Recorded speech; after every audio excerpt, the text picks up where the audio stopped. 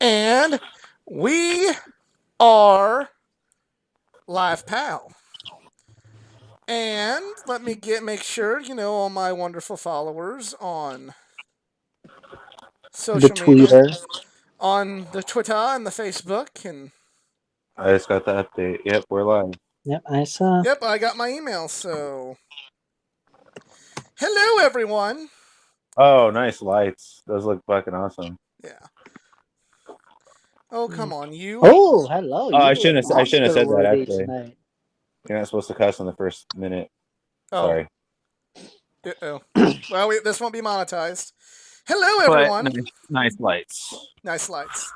And welcome That's to a year-end edition of there's four of us. The four horsemen are here. Mark's Wrestling Recap Show. I am the Athletic Geek, and I am joined, making his return for the year-end awards, by Jedi Jason Kruger. Woohoo! Hello. Easy of the Elite Air Network. Hi guys. Sorry I've been gone. And Eric Wade is here. Yeah, what's up, you guys?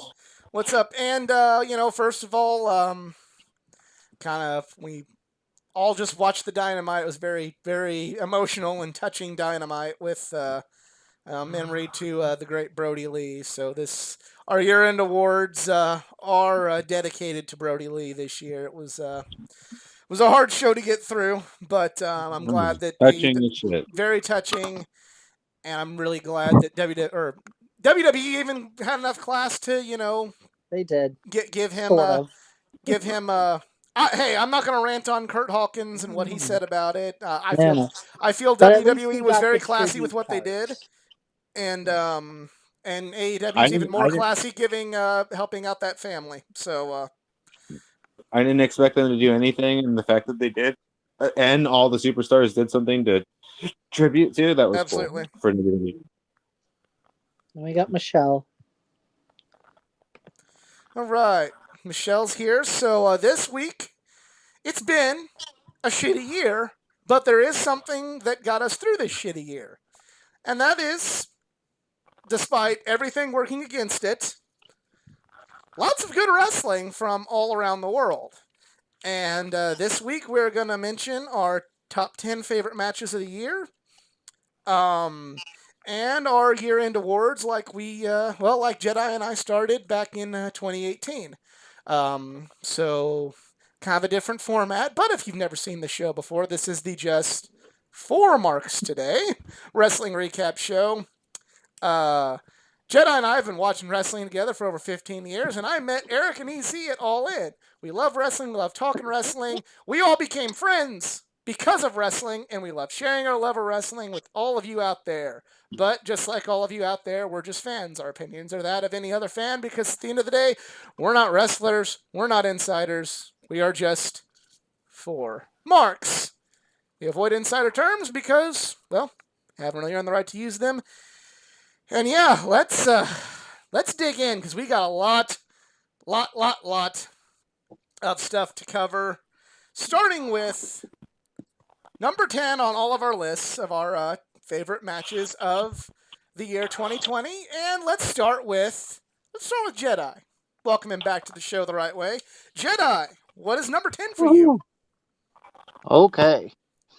Well, I came up with 10 and then I kind of numbered them and I did it very quickly, so I'm not sure, but at a spitball anyway. Number 10 for me was Young Bucks versus FTR. Well, that's on my list. That's on my list as well. Mine's significantly further down on the list. Same here. But let's Further talk. up. Well, we'll come out the gate talking about it. Mine was as well. Even though it's on. Now you got to consider that I didn't watch all the BTE build up for years, so it wasn't as emotionally impactful for me as it was other people. That's true. The build up. Miss Ace hit the nail on the head. It is Wednesday, and you know what that means. That's right. But no, to me, this was truly the embodiment of a dream match, living up to the hype. And in some cases, maybe even superseding the hype. The only thing to me that worked against this match was something that none of the people involved could help, and that's a pandemic, and it not being in an arena full of full of 10, True. 20,000 people. It was just the 1,000 passionate fans. But in a way, that does kind of fit the charm of it, is the passionate wrestling fans wanting to see it. I feel this match told a tremendous story. I feel that, the way they, both teams used their stuff, paid homage to past teams, paid homage to the team's pasts, both with Yes. like, it's like, the Japanese Kings That Road was style. fantastic. Yeah, the Japanese Mhm. Kings Road style wrestling with, callbacks to previous matches with callbacks to the DIY matches, callbacks to the Ring of Honor matches. And to me, the best part, just the cherry on top that really told the story made the story work really well for me, is the main reason FTR lost is they forgot who they were. They were a team. Right. They were a Right. team built off no flips, just fists, and in their own desperation, they try to flip, and it cost them. And I think it was just masterful storytelling. Jedi has We're it at 10. definitely Mine's getting significantly a further rematch down on the next year. list. But yeah, there's still nothing. As long as it's on the list, that's all that matters. Is this on anybody else's list? Yeah, it's on Yeah, mine. mine as Yeah, it's all well. across the Further board. down. Yeah, I'll I think it's mention. unanimous. Yeah, Go I on. think it's on everyone because it's a unanimous choice because it was really probably the tag team match of the year, to be honest, too. Like if we're gonna, Well, I we'll tend to talk a disagree, little. but We'll talk a little more about that here in a bit, I'm sure. But definitely one of the tag team matches of the year. We'll say that. Yeah. But still, dream match that lived up to the hype. There's so many dream matches that definitely live up to don't. the hype. Well, yeah. I don't want to say they don't. Sometimes it's not necessarily that they don't live up to the hype. It's we as fans have this thing built up in our Built it head. up. We've Yep. built it up so much that it's been put on such a pedestal that it can't live up to the hype that we've set up for it. And I have a match in my honorable mentions that is the embodiment of that, which we'll get to later. But this one Is it lived up to Goldberg the versus hype. Undertaker? I'm not even no, but but Young Bucks versus FTR lived up to the hype and superseded the hype, in my opinion. And I'm ready for a rematch. Like I say, yeah, 2021, we're getting a rematch, especially when we get like more people. Mm-hmm. Definitely. So that's Who else Jedi's is number there? 10. Eric, you're number 10. A choice different from the Bucks and FTR. Yes, absolutely. Yes.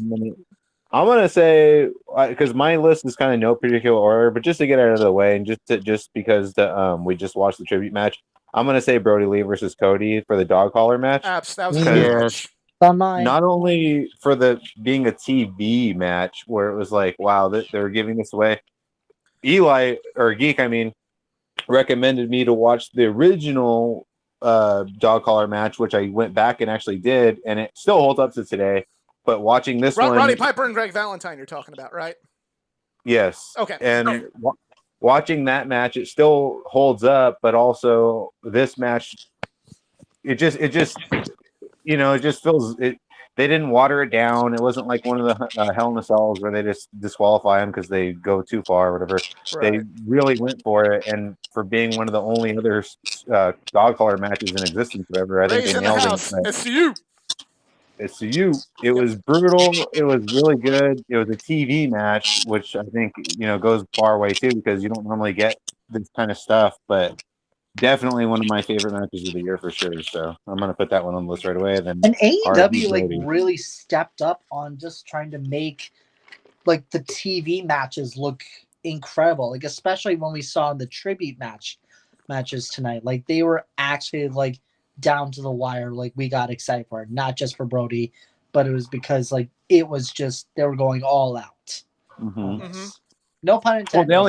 they only have 4, maybe technically 6 pay-per-views a year, so they have to kind of throw more Like, on TV. no, but actually Right. just 4. Yeah, 4. And then there's 4 like on the Bash the at the extras. Yeah. Beach, Fighter Fest. Yeah. Well, those They are have unofficial Winter is kind of. coming. Yeah, they have like a Right. big four, then they kind of have like other Small TV specials. Yeah. in your Yeah. house, and yeah. Yeah. Just as a recommendation for 2021, I would kind of do the TV specials, like, I guess, Saturday prime time on television, just because, like, just something fun, Well, just in my opinion. I'd like to see I that, wouldn't but do it on that's a up Wednesday. to a network that is going to bend at the knee for the worst sport in the world, basketball, before it bends at the knee for pro wrestling. So keep that in mind as well. It might be Um, better just left on YouTube. Yeah. No, Maybe. don't YouTube. You need the Uh, TV revenue off of those matches. So don't YouTube anything Yeah. you don't have to YouTube. No. Mhm. Let's Easy. save that for dark. What is your number 10? All right, my number 10, I think everyone's going to be like, why? Pac versus Cassidy, AEW Revolution. That's an honorable Nice. mention for mine. So yes, this Yeah. match was amazing. Well, it was just the match that, like, you never asked for, but it was still just awe-inspiring because it was not only, I guess, as a cheat because I was at Revolution, but everyone was freaking out thinking, like, oh my God, like, this is happening. We're finally going to see Orange Cassidy Try. legitimately fight. Yeah.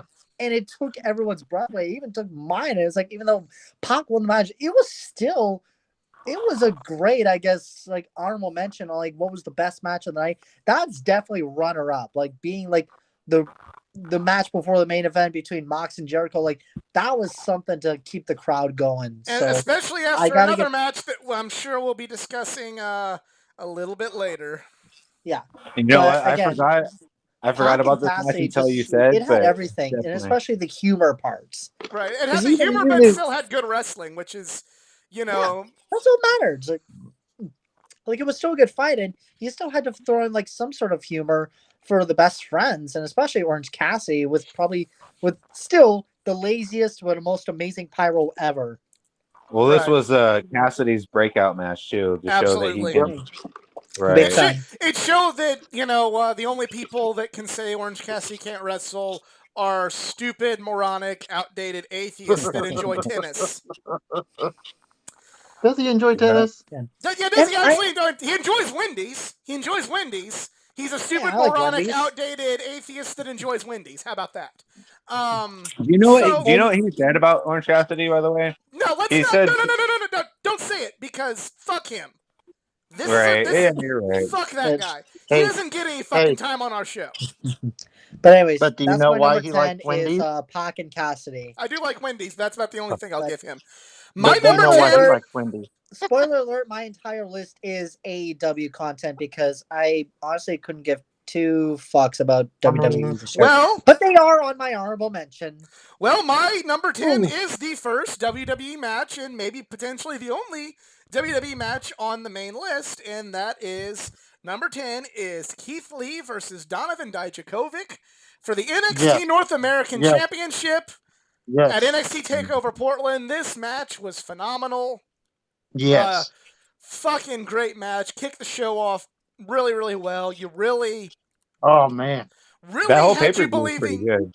really had you believing in Keith Lee and Donovan Dijakovic, which just makes the fact that one is stuck in retribution and the other has been sent back to the Performance Center for more training. It just makes the whole thing even more heartbreaking. But this match was amazing. Yet Yeah, he's gonna fight McIntyre soon. but anyway, Like, who knows? But Keith Lee's a bona fide star. If you didn't believe it when you saw him be the first to kind of stagger Lesnar in the Men's Royal Rumble, you definitely Yep. believed it when you saw this match. oh yeah.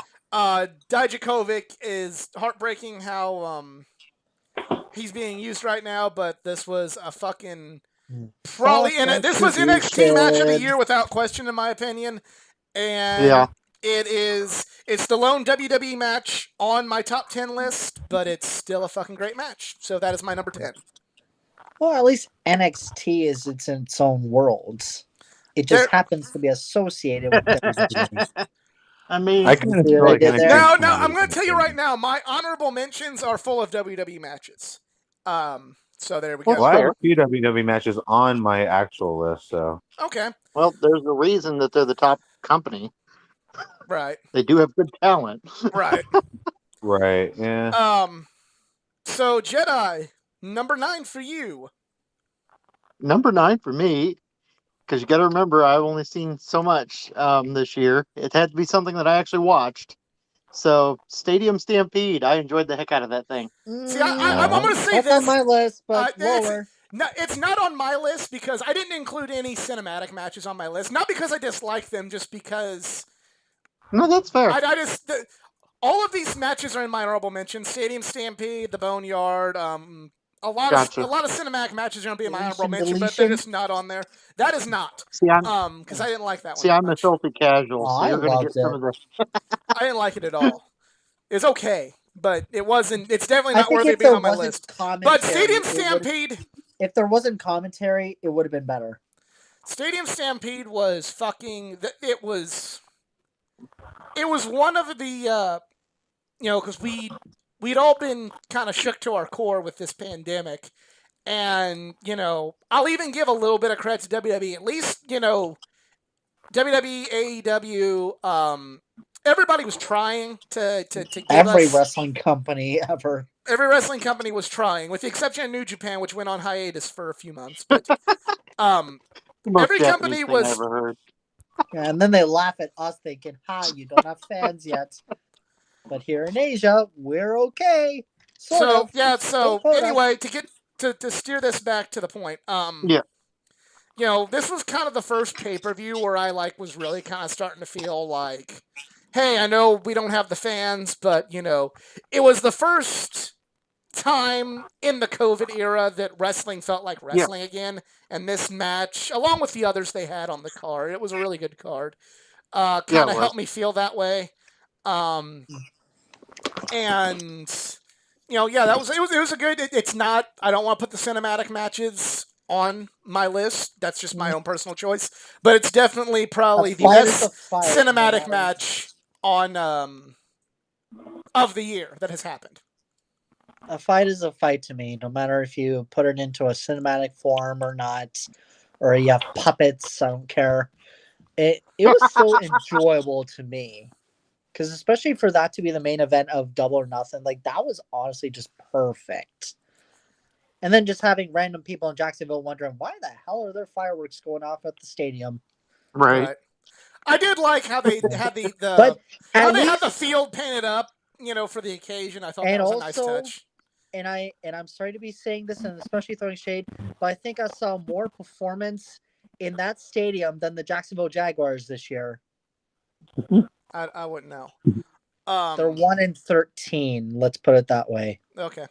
All I right. don't know. Well, So the football fans listening, there's my shade of Oh, the day. yeah. Sorry, Tony, Last but thing. your football team sucks. Last thing on the Stadium Stampede. There was a horse. there was Yes. a horse. There There was was also a Matt Facts. fucking There was also horse. Matt Facts. Matt Facts Yes, are there also were. always good. Yes, there were. Oh God, the Matt Facts, they're just awesome. Which one was it? Was it Santana? It's both Who of them. was it that got locked in a It freezer? was both of them. Yeah. It was both of them. Yeah. I thought it was only one of them. Oh, So- I have to rewatch that. I forgot the order we did this in last time. Who goes second? It's Eric Eric. next. Eric, number 9. Well, my Stadium Stampede was on my list as well. For everything we've already discussed, not only was the return of, they had to do cinematic matches this year. They just had to. Yeah, the COVID thing, empty arenas. They did empty arenas at first, and we all were like, "Hey, this is fun for a few weeks," and then all of a sudden they had to evolve. Right. But this is the only cinematic match I have on my list because, unlike the other ones, this one was so fun, so outrageous. So, if you did watch BTE, which not everyone does, so if you just watch this out of context, it probably wasn't your favorite, but it was just so rewarding for viewers and stuff that it had to make the list because it really was a good time. And then hopefully they make a return because if they have to keep COVID up again for another 6 months or whatever, and have to do it again at Jacksonville, then maybe they can do another one, but it can't be the same, Why not But- Atlanta, honestly? Like, that's TNT headquarters. Well, Probably, I mean, probably has to do with the city itself and what they're going to allow. It's basically, True. other than some social distancing and some limited crowds, you can pretty well do whatever you want in Florida. Georgia, Yeah. I'm not sure, but Mhm. that's neither here nor there. It's just kind of that's. Florida's a good state. If you want to run some shit, Florida's a good state to do it in right now. Yep.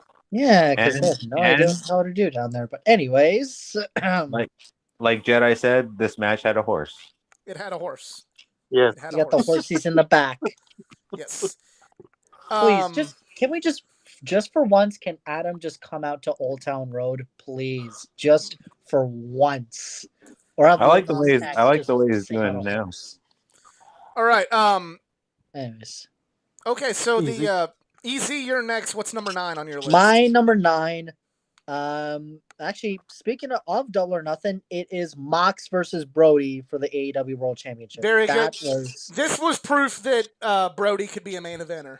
that was And yes. And It's become even especially more. just It's become even more. Unfortunately, a little more heartbreaking over the course the of last week. history between those two, dating back to Wyatt family versus Shield. Like, this was just something that, if it happened on WWE, it would have been probably a mid-card match at best. But this, like, being like the penultimate match before the main event, this was still honestly a main event worthy match, even though it wasn't the main event. This was still an incredible match. And Mox doing like a dirty deeds on Brody through the stage, like that was an ultimate holy shit moment. But I didn't really like how it ended. Like you tapped him out with a chokehold, and it's like, really? He That's didn't how he tap had to him out. end He it? But passed out. minus that, again, he tapped out through like a chokehold. No. It's like, He passed No, he out. passed out. He passed He out. passed Passed out. okay, well, He He choked couldn't him pin out him. He had literally. to knock him unconscious. Yeah. I guess. So it was okay, a good so way to it's- keep the belt on Mox, because all respect and Well, love to I Brody. didn't care All who was respect gonna and win that love match. to Brody Lee. He was not ready for the world championship at that point, so it made Obviously, Brody Lee no, look but like a bad I just meant motherfucker, I but didn't like kept the how belt it on off. finished. Okay. I didn't like how it finished. That's all. Okay. Gotcha. Because otherwise, it would have been a little bit higher on the list. I mean, if Mox wanted to make him submit, okay, cool. But I also couldn't see because they were buried in the stage. But again, he could have just carried him in the ring, pin him there, 1, 2, 3, blah, blah, blah, all that. But either way, despite that weird little finish, that was still a damn great match. And God, it sucks that we're never going to see the AEW World title on him, on Brody. It is a shame. But honestly, if there was going to be a rematch, it would have just blown the roof off. But yeah. Well, hard to follow that, but my number 9 is Hikaru Shida versus Thunder Rosa from AEW All Out. Ooh, okay. I say this. I am not a that's Roo. all out. I understand completely that the AEW's women's division still is probably the weakest part of the promotion as a whole, but No kidding. this was the match that showed that the division is there's turning. potential. It is the match that has shown that the division's turning a corner. They have literally have the best female wrestler in the world in this match, and My opinion, kinda second best, but okay. who's number 1? Rosemary, just in my opinion, Okay, in terms well, of the indie scene. In the Okay. indie scene. Well, I still stand by what I say. Thunder Rosa, the best women's wrestler in the world, and also helped Hikaru Shida, who was getting better throughout the year. Really, the two ladies meshed well. Great match, champion versus champion, and it elevated Shida. It elevated the AEW Women's title, Yep. and it elevated the AEW Women's division. And as long as the division can keep elevating, the future is bright. It still has a lot of work to do. They really need to fix that division. But this is kind of, to me, like, if the division gets better, we can look back at this match saying this was the turning point. Okay. What do you want? They got Abaddon. They do have Abaddon. So, Jedi, number 8. All right, let's see. Number 8. Oh, well, For my number 8, I got the fun little boneyard match. Okay. Cool. I I I will. I mean, it's not as good as if, say, oh, I don't know, a couple years ago, even when he still was moving a little better, we had actual in the ring AJ versus Undertaker, but I'll take what I can get. It was Mhm. And still it a was good fun. match, and it was It was fun, fun. and It it was was just entertaining. It was one of the most entertaining parts of WrestleMania. yes. That's on my honorable mention list. Yeah, it was. To me, it wasn't the best match on WrestleMania. That match is also in my honorable mention list, but yeah, it was definitely. If you're, hey, if you got to do this kind of stuff with the Undertaker to make him watchable, totally cool. Good platform for AJ, and good on AJ for getting what, for all intents and purposes, might be Undertaker's last match. Right. Which, please God, let that be his last match. I mean, I agree with you. Yeah. And I'm a taker mark. The only Same, thing, the it's only just thing I will like- say, playing a little bit of devil's advocate, if they do matches like this, you can kind of cover up Taker's shortcomings. But I also Well, feel yeah. like if you're, hey, I don't know if he'll get much better than this one, so let that be Taker's Right. last match. I'm all for that. Right. Yeah. Okay, Eric, you're next with your number 8. Well, the Boneyard match is one of my honorable ones. It wasn't my Okay. official match or Right. official list, but it was on my honorable mentions. It just wasn't my favorite cinematic match of the year. But What I'm is gonna on your piggyback list? with Eli's or Keith's choice earlier with the Rosa versus Cheetah, because like exactly what you just said right now is the perfect thing. I just have to say is that if they keep Thunder Rosa, which I agree, she probably is one of the best women's wrestlers right now for sure. She said If she they was keep her staying. around, well, if they keep her around, and if they turn the division around, which I think they will eventually, whatever. But this is definitely going to be the match that you're going to look back on saying that was the turning point. So that made my list for sure, and it stood out like a sore thumb out of the women's division, which they definitely Yeah. needed this match. Yes. All right, easy number 8. It is the dog collar match between Cody and Brody. Okay. Which I Cool. think Cool. did we already We've talk already about it, or- we discussed that. Okay, thought that. Uh, Okay, that's my number 8. Great match. okay. Oh, yeah. Well, my number 8 was a match with two 52-year-old men. Yuji Nagata versus Minoru Suzuki from the opening round of the New Japan Cup. Mm. Holy shit, was this match hard hitting. This was some people will say that Minoru Suzuki essentially kind of had a career renaissance this year despite everything going on. I know a lot of people are going to say it began with the Jon Moxley match, and that was a match that's on my honor. That is an honorable mention match for me, Jon Moxley versus Minoru Suzuki, but I feel like that was one of the matches that I was alluding to earlier when we were talking about FTR versus the Young Bucks. That Minoru Suzuki versus Jon Moxley was kind of this dream match that everybody built up and built up and built up and built up and built up, that without somebody literally dying, people kind of felt underwhelmed by it. I didn't expect that, but I kind of just didn't. I liked the match a lot, but I didn't love it like everybody else did. This match, though, to me, is really what set this great year that Minoru Suzuki had in Japan. What started off, and it's a match with somebody who, in New Japan, you don't become a part-timer. You just scale back your role on the card. You don't participate in the G1 anymore. You do multi-man matches to help the young guys. That's just, rather than go part-time and never wrestle, that just becomes your role in the New Japan system. And Yuji Nagata, he'd wrestled his last G1 climax. He, would just do multi-man matches to help the trainees and the young lions. That was just pretty much his role. Because of the pandemic and them not being able to bring in most of their gaijin for the New Japan Cup tournament, the single elimination tournament, they relied on a lot of their old guard to fill in spots. And I know a lot of people were kind of like, okay, whatever, this is going to be a filler match, and Minoru Suzuki will win, and he'll move on because despite his age, he's still kind of going strong, unlike Nagata. Not only was this match great, it was hard hitting. It showed that Nagata is still, when New Japan was kind of at one of its low points, one of the few bright spots was Yuji Nagata. And it showed why he was such a great talent. And the fact that he even upset Minoru Suzuki and went on to have one of my honorable mention matches, a tremendous match the next round with Kazuchika Okada. And then Suzuki, another honorable mention match I have, the rematch they had the next month where Suzuki beat Nagata. Just, I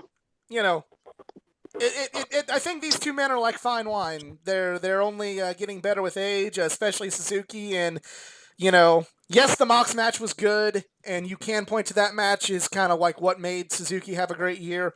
But to me, this was the match that made me go, holy fucking shit. Suzuki's the fucking man. And that's my number 8, and it's not the only time you're going to see Suzuki on this list. Nice. That's funny. When you said like 252-year-old men, I was almost going to say Taker and Goldberg.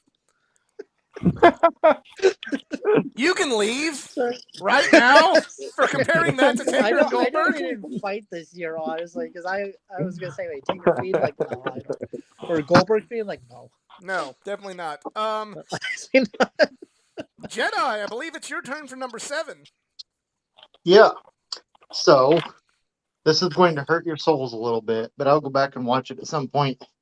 I did not get to see Brody Lee versus Cody in the dog collar match. Okay. But thanks to the magic of YouTube, I did get to see where Brody Lee beat Cody horrifically for the TNT title, and I loved every second of it. That was a great match too. So that's actually number 7 on my list is when Brody Lee won the title from Cody. Now, I will say this much. You know what I liked about that match? I like the fact that all these people because Cody to me is the ultimate, you're cool if you're hating on Cody. Oh, if you like the Young Bucks, you like action. If you like Kenny, you like the best wrestler in the world. If you like Cody, you're, on the internet, you're some stupid boomer that likes passe old shit. You're dumb. Right. And the only reason that Cody even has a spot is because he's, fucking an EVP that wrote the coattails. To me, this was the ultimate match where all you fucking haters that want to say Cody is only using AEW to put himself over can, honestly, go fuck yourselves right now, because he literally, cleanly allowed himself to get his ass whipped by Brody Lee. Well, it wasn't even a match; it was a slaughter. Yeah. And then get put off television to be part of a TNT game show. That's my only gripe about that. I love the match. I love the fact that Brody felt like a big deal coming in and squashing Cody, because nobody expected that. Nobody. No. And when it happened, it felt like a big deal, because unlike other companies, whatever, this is the first time we've seen it, so it felt big. But after the fact, when you learn, like Easy saying, oh, well, you learn that Cody just went to go film something for a few weeks, and then when Cody came back, I don't feel like Cody should have won when he won. I think we went over this on one of the reviews too. Right, we did. I said if they did the same match, same finish, but like a couple months later, then it would have been perfect. But the fact that Cody just came back right away and won right away, that's my only gripe. Not to get morbid, but also after that match, we hear about some of the stuff that Brody was going through. Maybe that's why that happened so soon. And I don't know anything about that. And I am not trying to be morbid, but what, you just kind of... Easy, are you can't help but wonder if maybe... Sorry, no, I'm just putting ice in a cup. God damn it. Sorry. I had some chilies, okay? Yeah. I had chilies as well, but, again, I'm not trying to... And it should also downplay the severity, but maybe Brody was supposed to have a longer run, but yeah, unfortunately, I wish he did. I wish so too. I wish he was still having a run. Yeah. But yeah, Eric, I believe you're next. Let's see. I don't think I have any more repeats from anyone, so I'm gonna go with a good WWE pick because it surprised the shit out of me. I don't know about anyone else, but I'm gonna say Pac Pat. How do you say his name? Pat McAfee. Pat McAfee, yes. McAfee. Pat McAfee versus Adam Cole at NXT Oh, was Takeover. that good? Just because This is a good match. it was, but as far as a celebrity match, I think this was probably the most impressive I've ever seen. So, or More than outsider. No, okay. I'm not trying to say it's a bad match, but do you think it was more impressive than Stephen Amell and Christopher Daniels at All In? Well, yeah, but I mean, this is for this year, and you know what I mean. Like, Okay. if we're gonna be comparing old stuff, then you know. But as far as matches of the year, or whatever, if you're gonna go celebrity matches, this definitely knocked out of the park. Yeah. This the other match that Pat McAfee did with the War Games, I hated. But this one, as being a debut and stuff, I thought he WWE knocked does out of the not park. understand the concept of War Games. They do not. They do not understand Well, how no. to book a match like that. The match was fine, just Pat McAfee didn't sell shit. Like, he can do the flips, he can do the work, but he needs to learn how to sell. The No, first I mean match was just like cool. they're fine matches. They're just not good enough War Games matches. But that's a debate for another day. Oh, I see. But yeah, I'm gonna choose. I don't know what number. Like I said, my list is kind of out of order, just whatever. Right. But Pat McAfee versus Adam Cole is one of my favorites of the year because it definitely stood out to me the most, and I enjoyed the hell out of it. So Okay. Easy number 7. John Moxley versus Kenny Omega, the Jacksonville screw job. Okay, not really a screw job, but basically just the ending that It was a screw job. It was. absolutely okay. But it was basically just the ending that nobody saw coming. This was probably like one of the best dynamites we had, and especially with Winters coming. You know, earlier our minds got blown with Sting debuting. I thought, holy crap, what could be more better? Well, Kenny Omega becoming AEW World Champion on television. Him and Don Callis running out the door. And I thought, okay, well, they won the belt. But it was mainly what Don Callis said next. Nobody ever saw coming. It's like, you'll see us next time on Tuesday. Like, with Tuesday, my first thought was, I thought, okay, maybe they'll appear on Dark or something. But the moment he drops the name Impact Wrestling, it was like, hold up, did we just hear that right? Right. For Kenny Omega to, I guess, take talents over to Impact for a series of bullshit interviews, but that's whatever. It just opens up the door that, holy crap, AEW is going to start collaborating with other brands, and Impact's next pay-per-view, Hard to Kill, it actually is coming 2 weeks from now, I want to say, actually. I'm Or is it sorry. next- or is the it Kenny literally this segments, Sunday? Impact has been holding my attention, unfortunately. Yeah. Well, it's fine, but well, it opens up the door where it's like, holy crap, AEW, they're going to slowly but surely start partnering with some promotions, and especially with an Impact Invasion, hopefully in 2021, they'll open up some amazing dream match opportunities, and even some of the Impact stars, they said, okay, what do you think our dream matches would be against AEW and all that? And personally, in my opinion, Impact has a stronger women's roster, and it Yes. could actually be, Of it'll course it is. benefit definitely for agree. AEW women's. Mm-hmm. And it'll get my dream to finally see Rosemary on AEW. or Tennille, or I would say Jordan Reese. Yeah. I would say Tessa Blanchard, but she kind of wait. dropped the ball this year. Actually, wait, significantly. we'll have a reuniting of the Demon Assassin and Bunny Yep. Mhm. Yeah. after Bunny was quote unquote killed off. Right. So my number 7 is match from AEW Revolution, MJF versus Cody. This Yes. match was You know what? fucking Yes. epic from Yes. top to bottom. It was, again, you know, Jedi mentioned how, to me, it was kind of like, this was the match with Brody Lee and Cody was the one where you can, you know, look at the people that say, oh, Cody's only is going to push himself at the expense of everybody, and go, no, he just allowed himself to get his fucking ass kicked from pillar to post cleanly. So you're wrong. Yeah. And shut up. This was when I could go to all the people that, and I love the Young Bucks, and you're going to be seeing them much further down on my list. I love Kenny Omega. I love all that. But for all the haters that like to go, Cody's old school style don't work anymore. MJF's old school MJF is a character. He can't wrestle. This is proof that You can still have old school wrestling and it work in a modern era. Mhm. I'm not saying you have to be Cornette. It- You have to be fucking. It doesn't have to be fucking Smoky Mountain, but it worked because, and Easy can attest to this. Crowd seemed hot from top to bottom. And You had some everyone was shocked. It was like, hold on, we just put Cody through so much hell, And only he for lost. MJF to win in the end. It's like, But here's the thing. Here's what? the beauty But of all this. it did work. It worked because still a great MJF match. didn't beat Cody. He got lucky.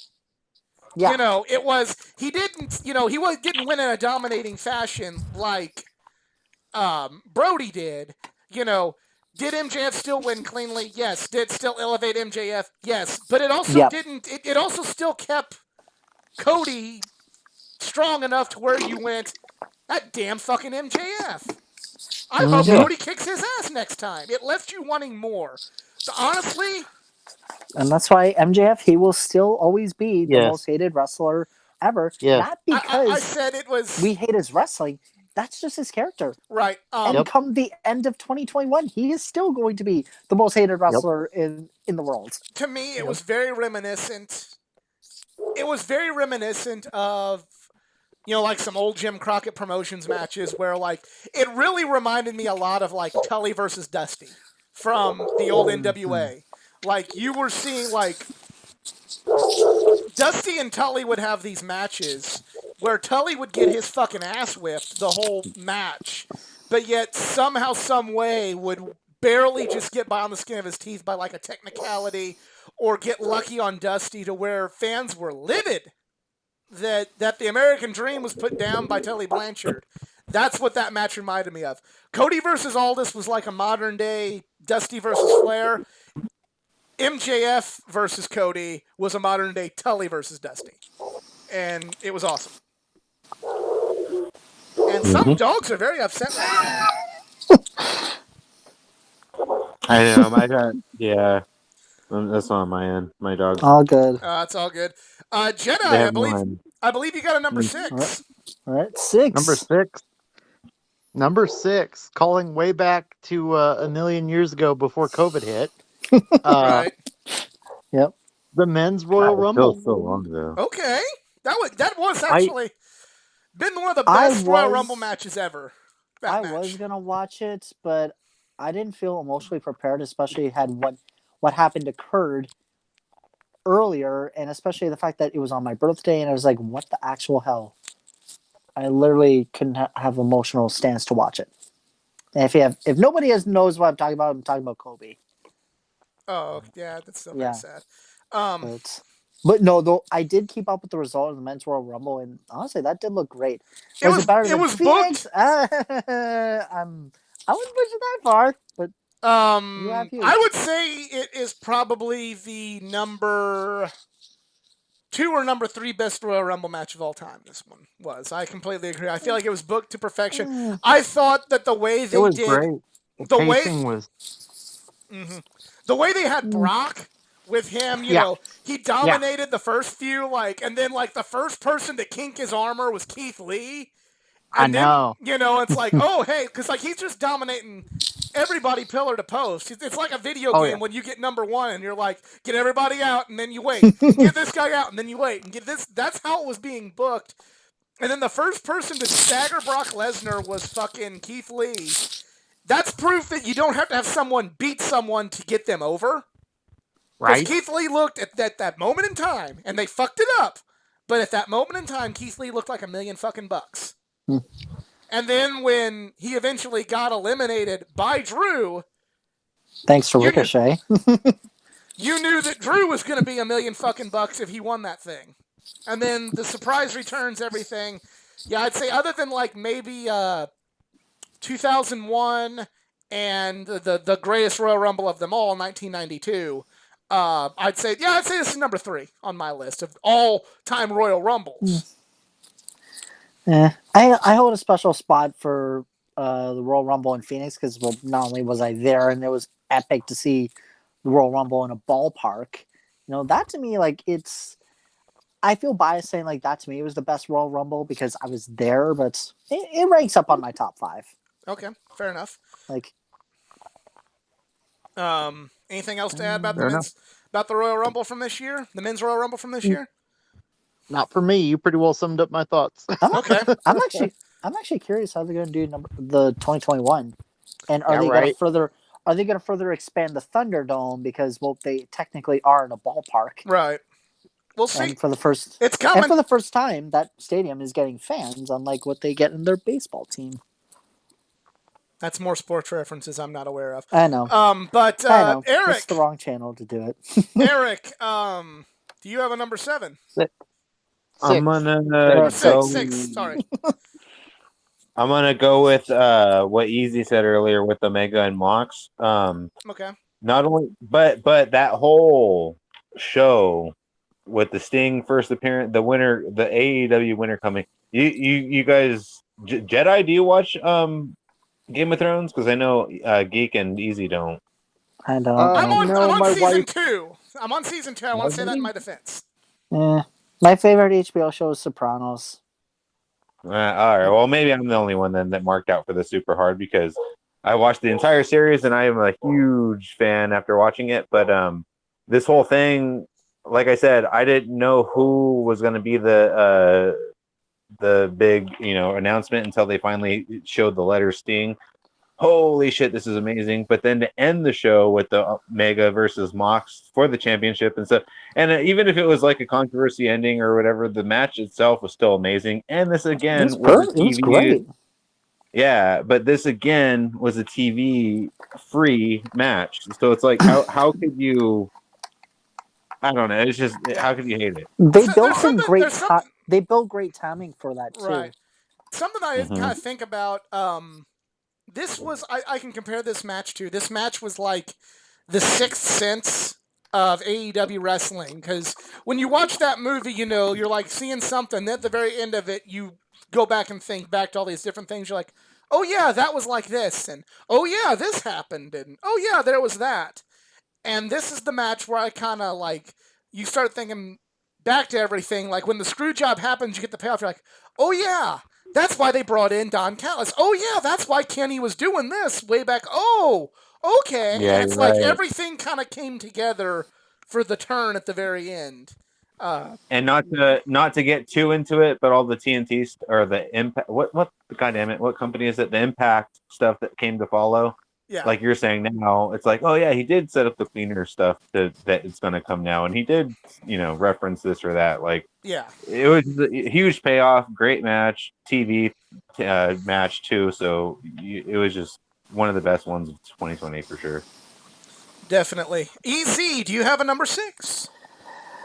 Well, this will actually take everyone by surprise, but this is literally how awesome of a match it was.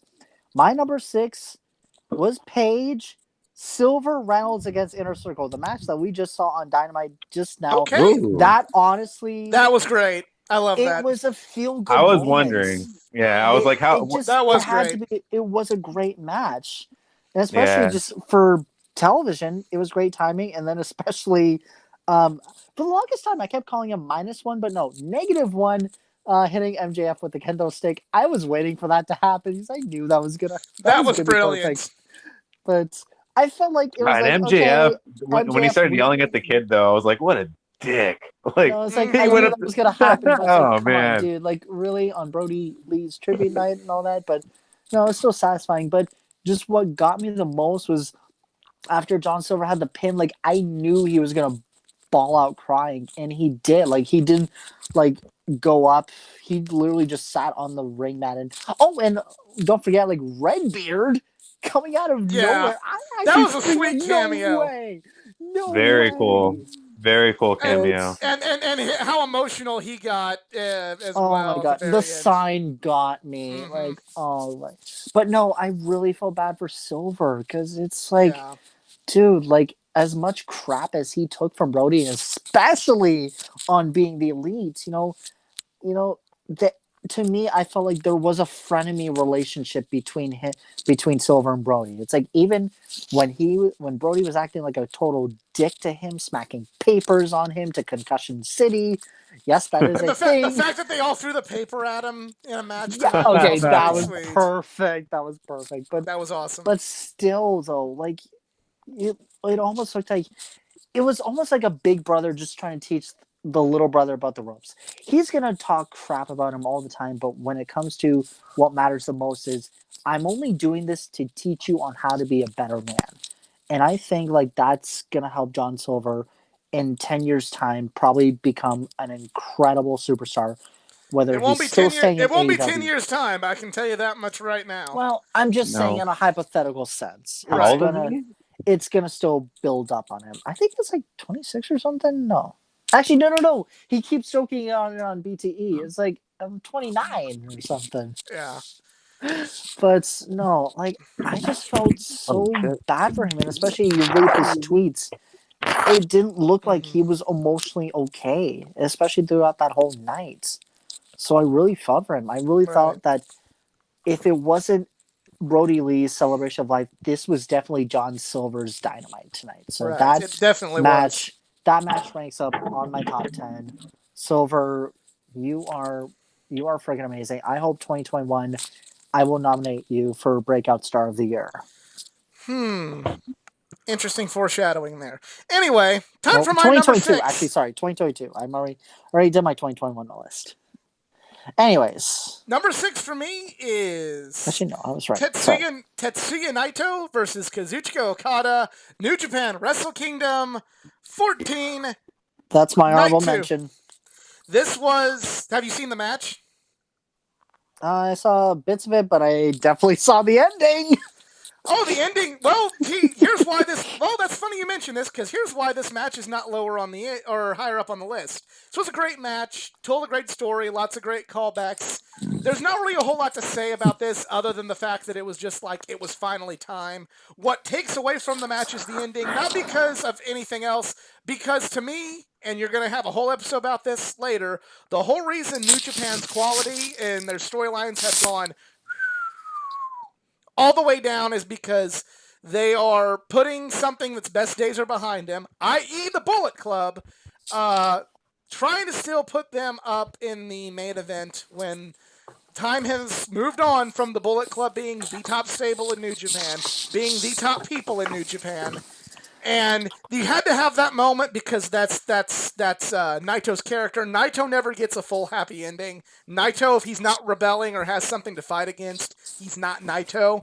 But I also feel that was also an unfortunate foreshadow to New Japan because, again, they keep forcing the Bullet Club into the main event when the days of the Bullet Club being the main event should be over. There's way more talent on that undercard that could have a spot rather than 3 Bullet Club guys that are honestly not that damn good. But this was still a cathartic... Whatever, because I'm fucking right. But, I know. Well, I politely disagree with you on that remark, but I'm letting you continue. Yeah. But Tetsuya Naito, Kazuchika Okada, this was the culmination of the heartbreak, not even just in 2018 when Naito didn't beat Okada in the main event, but this was the culmination of the heartbreak of both of them getting kicked out of the main event back in 2014 due to the fan vote, due to people not liking the original Naito character. This was everything coming full circle, and yeah, it's just unfortunate that Naito's run this year is unfortunately going to be overshadowed with just a tremendous drop in quality from what was last year the most well-written promotion in the wrestling world. But still, good enough to be on the list. To me, I'm just a fan of the shock value for Kenta to ruin the moments and for a Japanese crowd that's normally kind of quiet to be booing. It to me, like, I don't know, just I know you think Bullet Club's behind them, but it still added something saying, hey, we may not be number one right now, but we're still around whether you like it or not. that adds most Well, controversial moment of heat is heel heat. okay. It makes the Bullet Club guys bad guys. That's the Bullet Club we Okay, love. so It's the then, one we hate. hey, so then why don't we just have Baron Corbin win the goddamn title? That's heel heat. That's what you're saying. No, Hey, who If cares that WWE it's no not as way. good? Let's just If fucking do WWE it. wants, if WWE wants to do that, I mean, go ahead. I'm not gonna watch it. Yeah, that's pretty much it.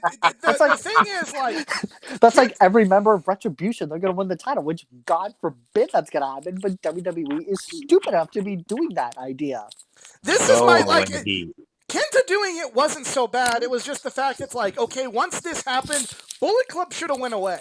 When Naito beat Kenta at the New Beginning, it should have been like, okay, go bye bye, go bye bye, go But to the, no, go to the Nope. fucking fucking U.S. title, go to the fucking Never title. Let's because but Evil's- oh no, Bullet Club was not done. yeah, because Evil's push failed. Evil was a failure. There, I just Whatever. fucking say it point blank. Evil It's all failed. good. Jay White's a failure. They fail. We're going to hear a lot more about this on the New Japan show. So let's get to Jedi's number 5. Yeah, this is going to be quick and painless. My number 5 is Keith Lee versus Dijakovic. Woo! We already talked about that at length, so freaking amazing. All right. Eric, then, number 5. Let me see.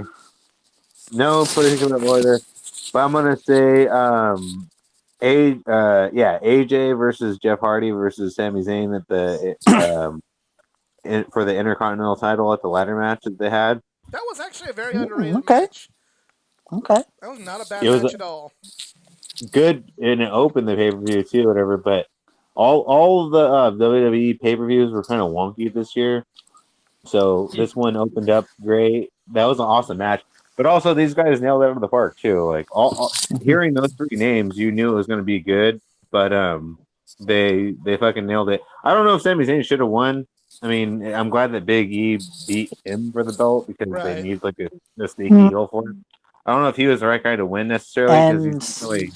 And as much as New Day still annoys me, I'm still pissed on why the hell would you break up the trio, but whatever. WWE draft. Wild card rule apparently non-existent unless you're in the women's division. They've been around for like 10 years almost. New Day. They Like can 5. They can use a shakeup. 5 years? Yeah, they've been around for 5. I remember Actually, like yeah. 5, 6, like Wait, no, 2014, no. 2015. Yeah. No, 2013.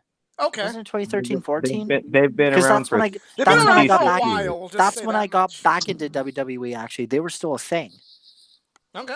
Yeah. But they've been yeah. around a while. But- Hardy, Yeah. Hardy, AJ, Zayn, they I knocked it out of guess. the park. One of my favorite I matches. guess, whatever. All right. So Is it my turn now? Yeah, it's your turn. Easy Yep. number 5. All right. Well, going back to AEW Revolution, probably one of actually. Oh no, this is my second highest.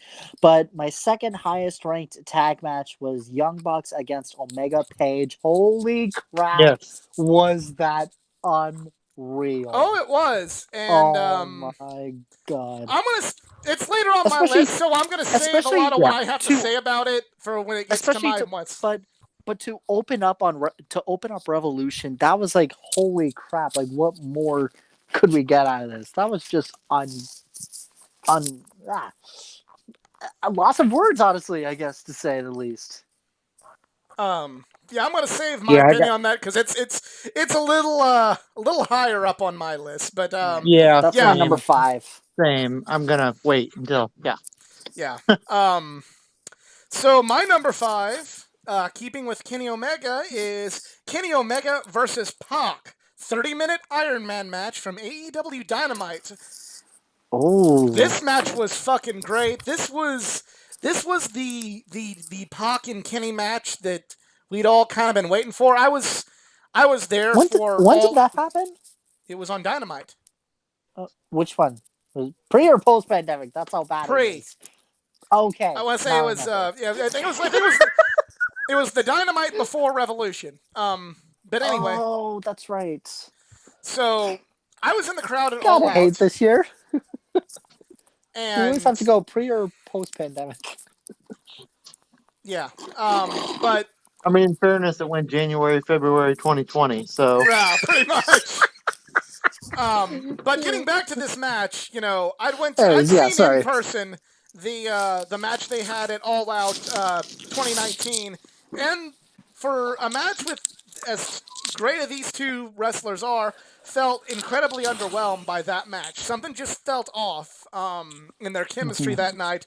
By this match, they found their chemistry, and they fucking did a phenomenal job. Great match, great story. I still have this match, this Dynamite saved on the Sling DVR just to go back and watch this match. It's one of two Cool. Dynamites that I have saved, Cool. and this is one of them. Phenomenal match. This was the Pac Kenny match we dreamed of. The one that happened at All Out was kind of like, again, something wasn't off. I don't know if they're playing into the story of Kenny's slump or just the guys didn't have their chemistry, but by this match, their chemistry was found, and it was found in spades. Nice. Number 4, Jedi. Number 4, again, one we already talked at length about, MJF versus Cody. Okay, awesome. Higher up. There you go. All right, Eric. I'm gonna say Darby Allin versus Cody for the TNT Oh, championship. This was great. that's Where Darby ironically that's actually won. my number 3. Yeah, it was Almost I had a mean, perfect match right there. Yeah, literally almost. I mean, yeah. The thing about AEW too is they go for the matches rather than like the big show quality of it, whatever. Right. Like rather than putting on a big spectacle, where surprise roll up and this is a surprise face, but they just go for like the match or whatever. But And like, here's something else, like kind of you said, piggybacking off what you said. When someone wins with a surprise roll up, it's a big deal. Because earlier in the TNT we title saw that tournament, out all in with Cody and Aldez. Well, I'm saying Cody and when Cody and Darby had their match in the tournament, and Cody was able to reverse the coffin drop into a roll up. Holy shit, that was a big deal. Like it meant something for someone to win with a roll up like that because it isn't something that gets done to fucking death. Yeah. Wait, well, if you actually, now I'm follow what lost. culture, Which Cody Darby match are we talking about now? The one from the one tournament. Cody won? Oh, the tournament. when Darby beat Cody for the championship. Yeah, Eric is saying okay. this. I'm I piggybacking off of this to mention that's why that trope means something in AEW compared to WWE because it isn't done to death. Case in point, the match that both men had earlier in the year.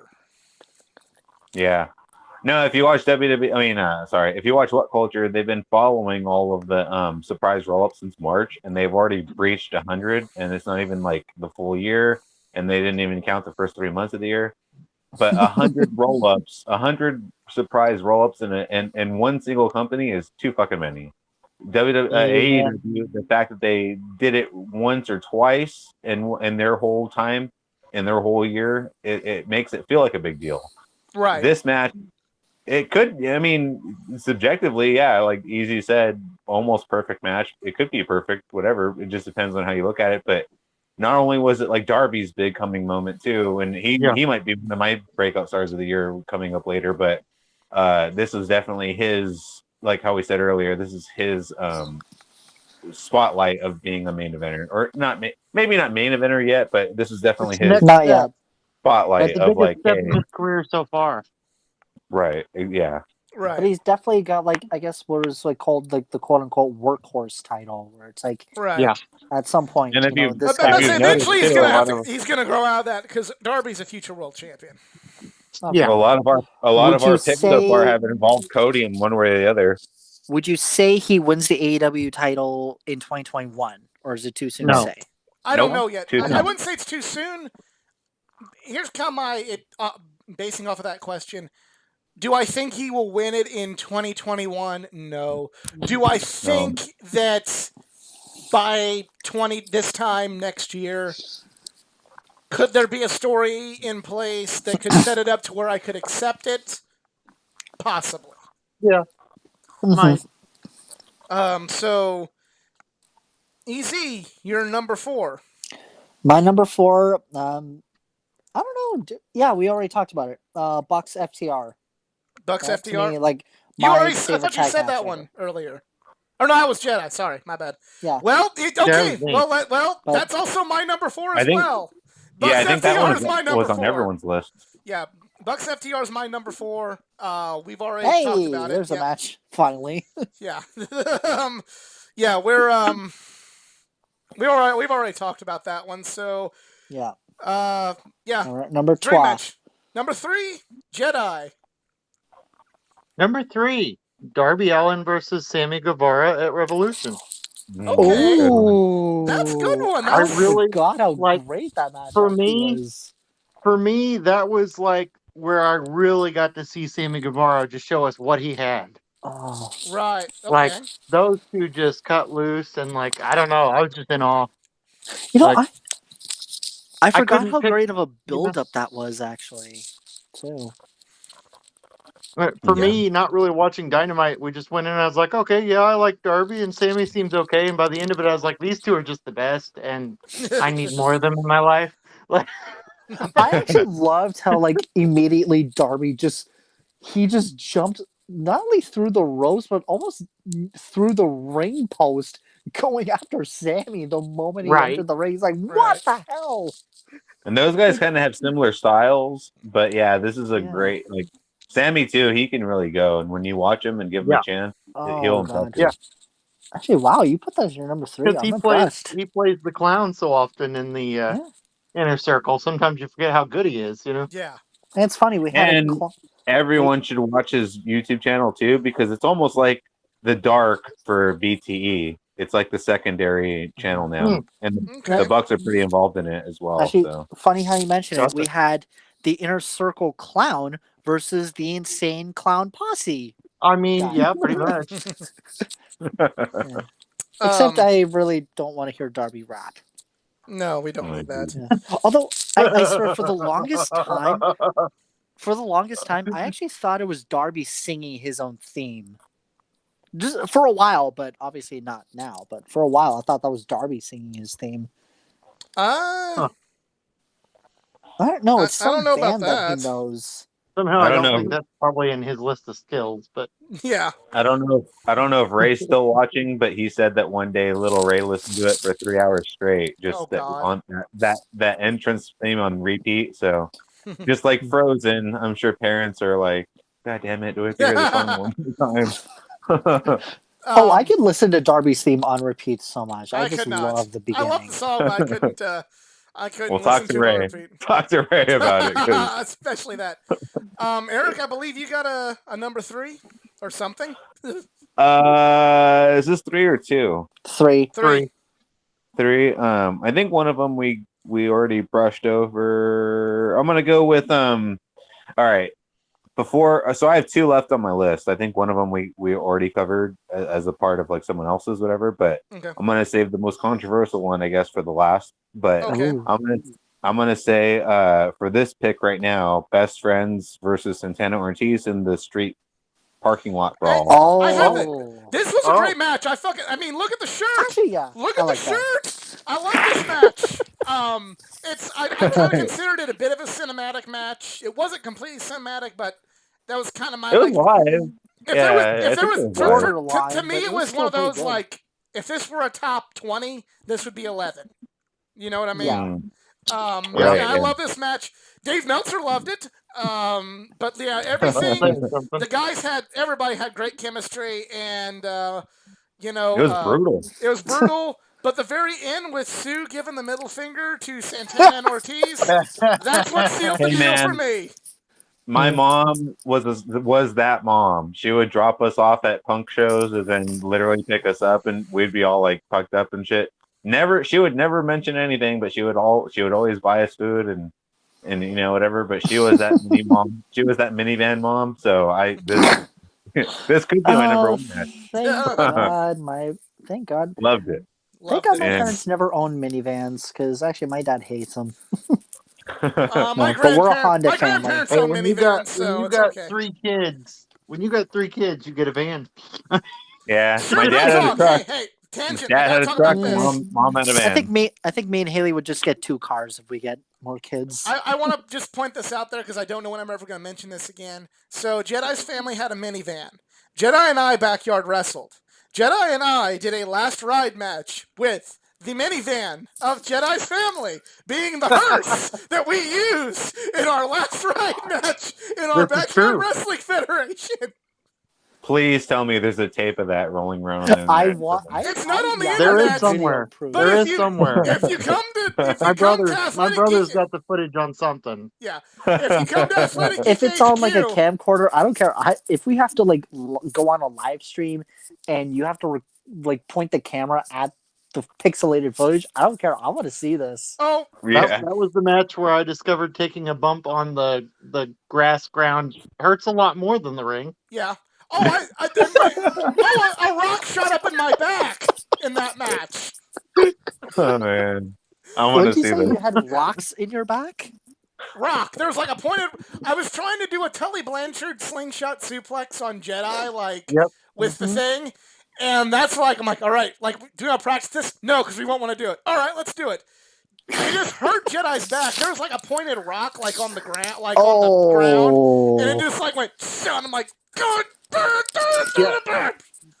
Yeah, he found like the only rock in that whole line. Yeah. And that's why they say, please do not try this at home. Oh, I we got would watch, the wind we would knocked out watch of me. Raw, and they do. Please don't try this at home, and we'd joke, "Hey, you want to go to the ring? Let's go to the ring." But Let's go to the Rocky Playground where all the rocks are. there's only one rock, and unfortunately, it ended up on It was me. a grassy field. One rock, my back. You know, where all the broken glass is? Yeah, let's go there. Oh I no, feel that like was you Super two would Boy. need. I feel like you two would probably need pointers from GTS wrestling. Oh my gosh. That's too You know, funny. the So, backyard we professionals. gotta get back on track a little bit. Unfortunately, Anyways, I caused that tangent, but Easy, I believe it's time for your number 3. Well, thankfully I'll spare everyone time, but it was Darby Cody in a full gear. Okay, Yeah. that's fair. Mine is one that I bet not one of you have seen yet. And I know I just mentioned it, and I sent y'all links so you can check it out eventually. And it threw my whole fucking list into a tailspin whenever I heard from people, hey, check this out. Number 3, Go Shiozaki versus Takashi Sugiura, Noah, The Final Chronicle 2020. This is, to me, like, I kept hearing about this match, and I kept hearing about how good it was, and this made me fall down the pro wrestling Noah rabbit hole, and I haven't really followed Noah very super duper closely ever. I'd catch, like, matches here and there, and a couple bootleg Noah DVDs they'd have at independent shows. But I was aware of Go Shiozaki. He had an excursion back in 2008, was a big part of Ring of Honor at that time. He was actually in Sweet and Sour Incorporated, so Go Shiozaki has grown from the guy that I saw as part of his excursion in Ring of Honor to the bona fide ace of pro wrestling Noah since the retirements of Kenta Kobashi and the death of Mitsuharu Misawa. This match has made me want to follow pro wrestling Noah. I can honestly say now about pro wrestling Noah, and this is kind of going back to what I talked about earlier. The way they're telling their stories is reminiscent of where New Japan was of yesteryear. Everything's simple. They're constantly rotating the players, like here's your ace, but his challengers are rotating, and they're not having things overstay their welcome. If somebody's getting hot, they're bringing them up, or if somebody's getting a veteran's getting a buzz and they're bringing them back, they're bringing them back. They're not kind of sticking to this. Well, we got to keep running with this sort of thing. That's the vibe I'm getting from Noah, and this match was just kind of your classic strong style badassery. It was just something that's very under the radar because Noah is not on the platform. It does not have an English platform like New Japan has. It's something that again, it's just kind of under the radar, but very, very quietly, it seems. Pro Wrestling Noah was having some of the most solid and best matches of the year in Japan.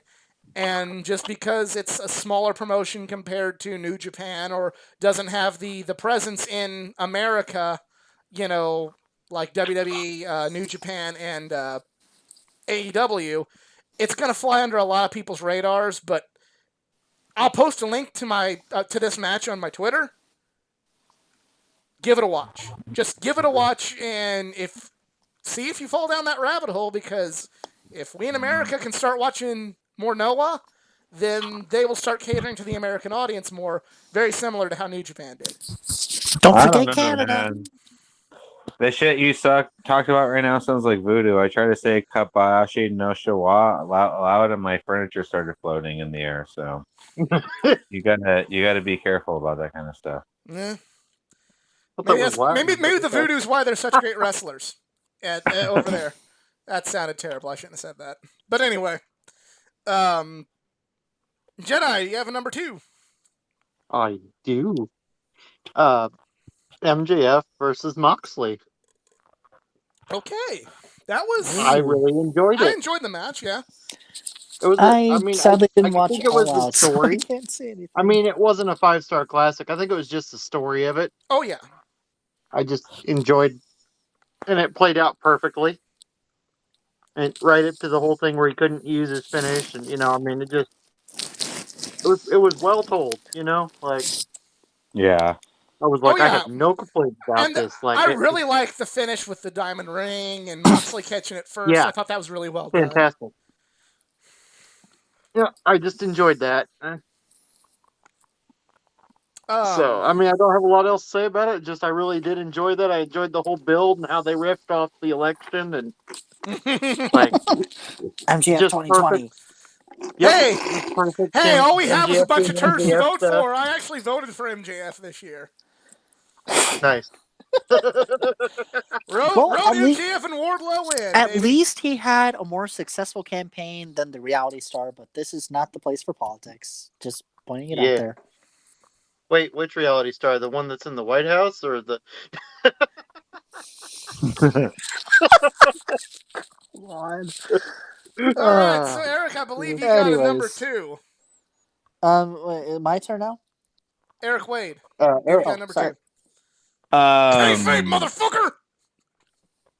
So I have I one. thought I heard my name. I literally thought I heard Easy. Eric Wade. Whatever.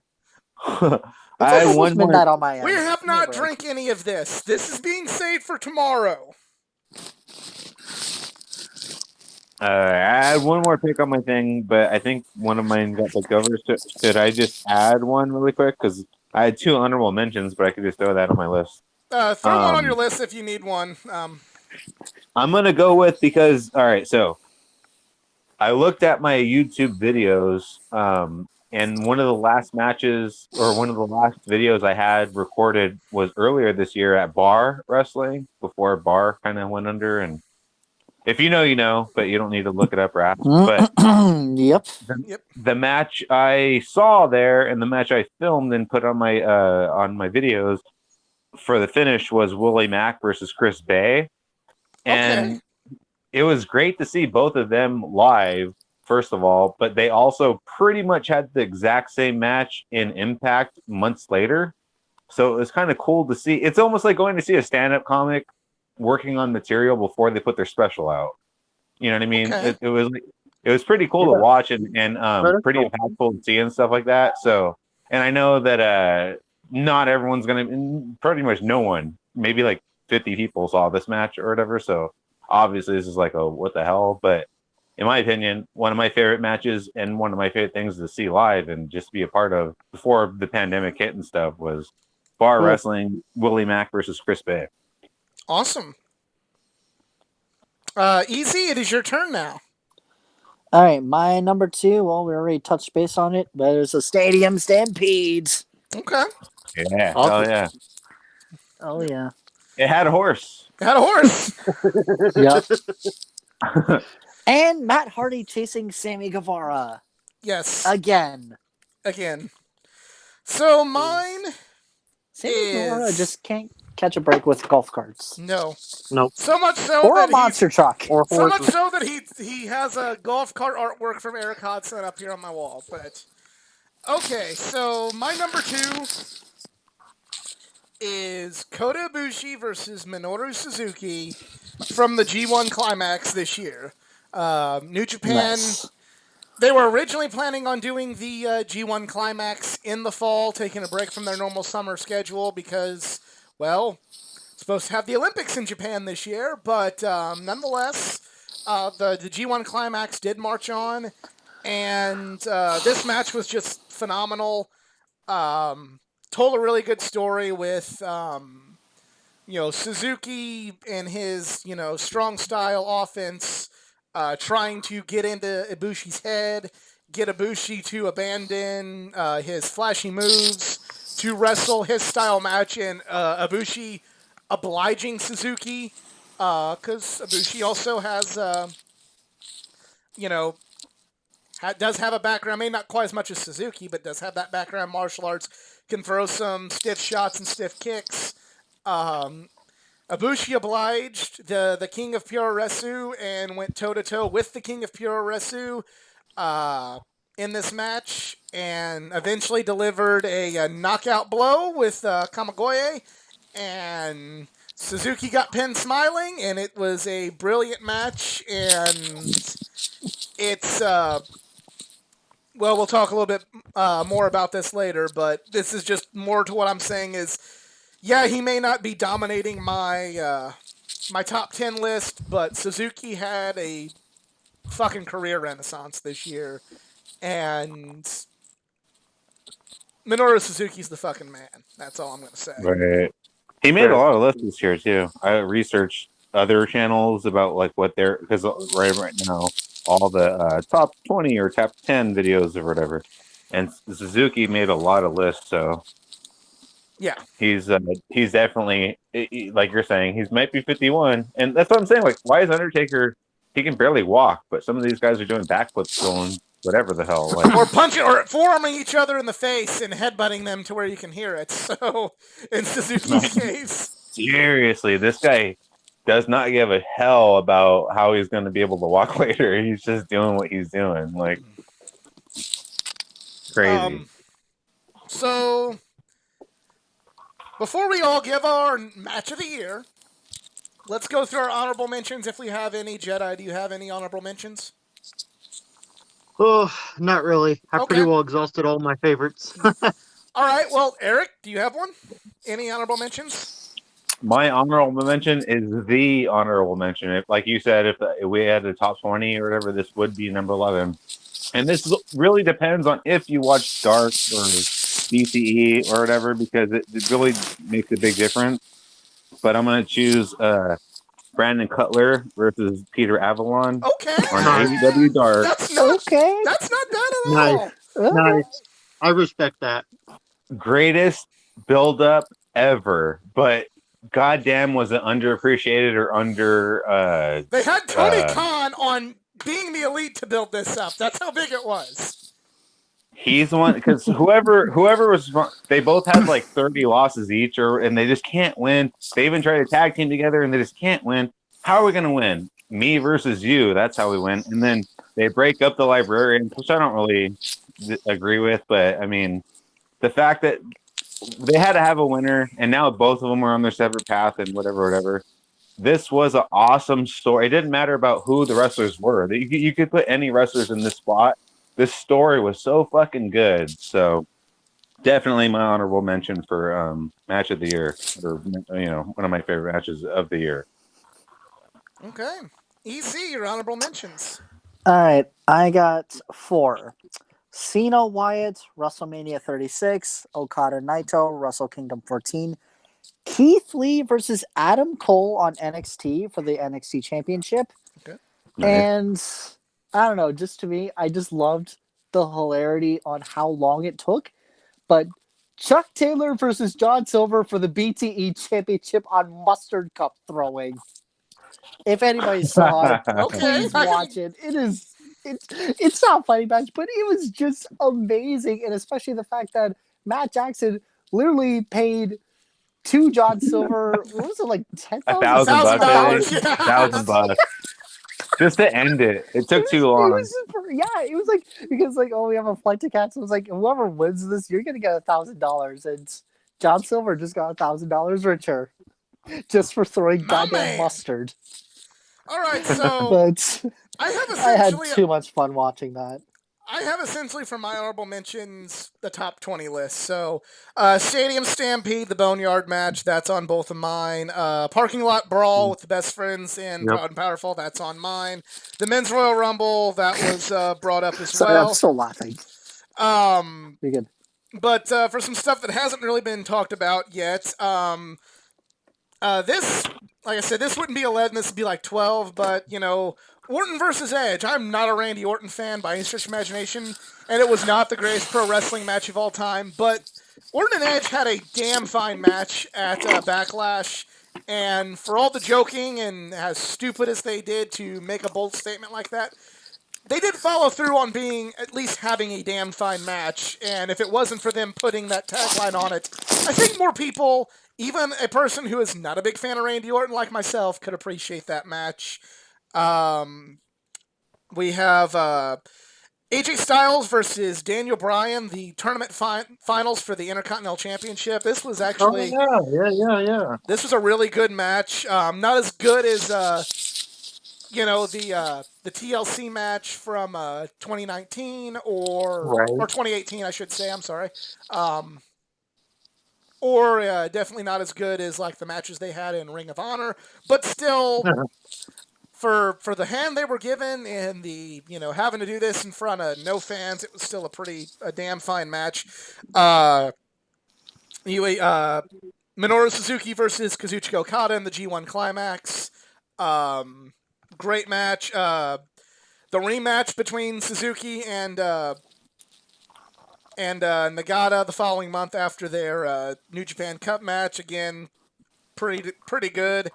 Moxley versus Suzuki, while again I feel like the hype kind of overshadowed the match and I feel took away from it, still a pretty damn fine match, and Mox and Suzuki have great chemistry. I'll be right back again. Okay, are you gonna be back soon or? Okay, hopefully he's back soon. Minoru Suzuki versus Shingo from the New Japan Summer Struggle in Jinju. I can't pronounce that name of that city, I'm sorry. But another hard-hitting great match leading to Suzuki upsetting Shingo for the Never Openweight Championship. And the last one is Charlotte versus Rhea Ripley from WrestleMania. Yes. That, to me, like, other than the cinematic matches on WrestleMania, that was the match that stole WrestleMania. Charlotte. I agree. Charlotte and Rhea. That was the best in-ring match. In-ring match at WrestleMania. So I gotta give it.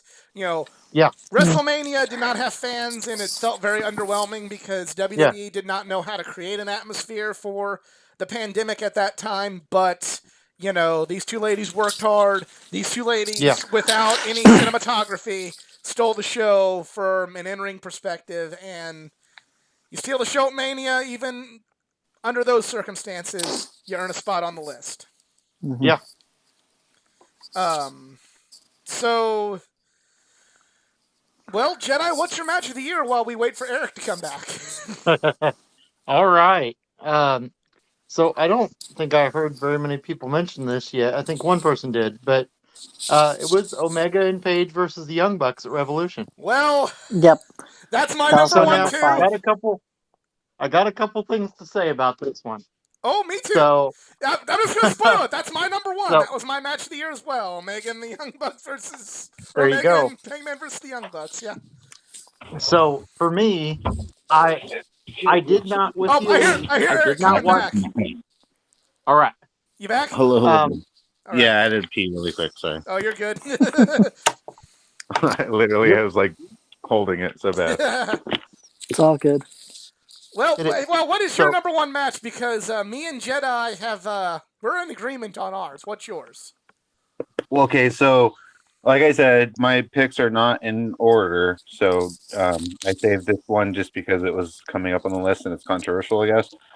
It's not my number one pick, but it is the last on my list. It's the Orton versus Edge. I have that as an Because, honorable mention. well, like you said, all they did, they just put on a clinic.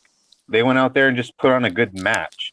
They left their ego aside. They left the, all the bullshit aside. That boring ass backstage brawl they had at Right. Mania did not work. This match, they just went to the basics. It could be any wrestlers. This is just like, you know what this reminded me of?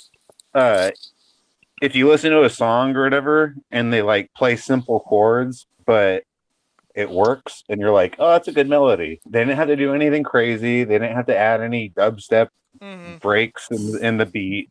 All they had to do was do a simple chord progression. And you're like, that was cool. You know what I mean? Right. That's what this was. And if any wrestler watches this and they're like, oh, that's how you put on a good match. Like, I said this, but I'll bring it up for the honorable mention. I feel that WWE saying this will be the greatest wrestling match of all time took away Ruined it. that ruined people appreciating it, because people, especially people that don't like WWE or people on the internet that feel like if they say a WWE match was good, they're going to lose their internet street cred. They're well, not only that, but this was Edge's second match back, and me and you both feel the same way about Edge too, where it's like he's not the greatest wrestler, so it's like calling this the greatest wrestling match ever. I don't think Randy Orton's the greatest wrestler, contrary to some other people that we both know, but that's besides the point. Right. But like people, like that's like saying I'm gonna have the best day tomorrow ever, and then today I got a call from my boss saying, "Oh, you're off for 2 weeks." It's like, shit, I shouldn't have said that. Right. It's like I should have said that before it happened. But it was a great match, just because, like I said, it was a clinic where they went out, they did what you're trained to do as a wrestler or whatever, without all the flash, without all the bullshit. So, one of my favorite matches. It stood out for sure, and not the greatest wrestling match ever, like they called it. Right. Not my number one pick, but like I'm saying, it honestly, it was good enough to make the list. So, all right, so Easy, you got a different match because Jedi and I are in agreement, and you've brought our number one match up earlier, and it seems like our chatters are also in quite agreement with Jedi and I. What is your number one, since it's different from ours? Boy, I'm kind of really disappointed that it didn't even hit on your honorable mentions. Moxley Jericho. Seriously, guys? I really want. Like, I didn't dislike the match, but it was just kind of like it was there. I thought it was amazing. I guess like it was a cool moment for Mox. I mean, I'm not saying. I guess it was also I don't think it was because bad. I want to say was that also, for the record. When was that? I don't even remember that being this year. Revolution. Was that this year? Really? Revolution. I loved it. That was Revolution's February, right? Yeah, that's when Mox won the title. Yeah, like it was. Also, 1 month later, the pandemic hit. Right. Yeah. Actually, no. I specifically remember it because I was there for C2E2. Geek was supposed to be there, but again, it's okay that you didn't. But I was able to meet up with other podcaster buddies who were there. Easy. We loved it. Easy. When you were there, did they have any COVID? No. Like, I'm literally gonna say maybe, no. Nobody had COVID on their mind at that time. Because I remember in January at the Royal Rumble, at the party I was at, one of the wrestlers came out, one of the women's wrestlers came out for the Royal Rumble, and she had a face mask on, like as a part of her gimmick.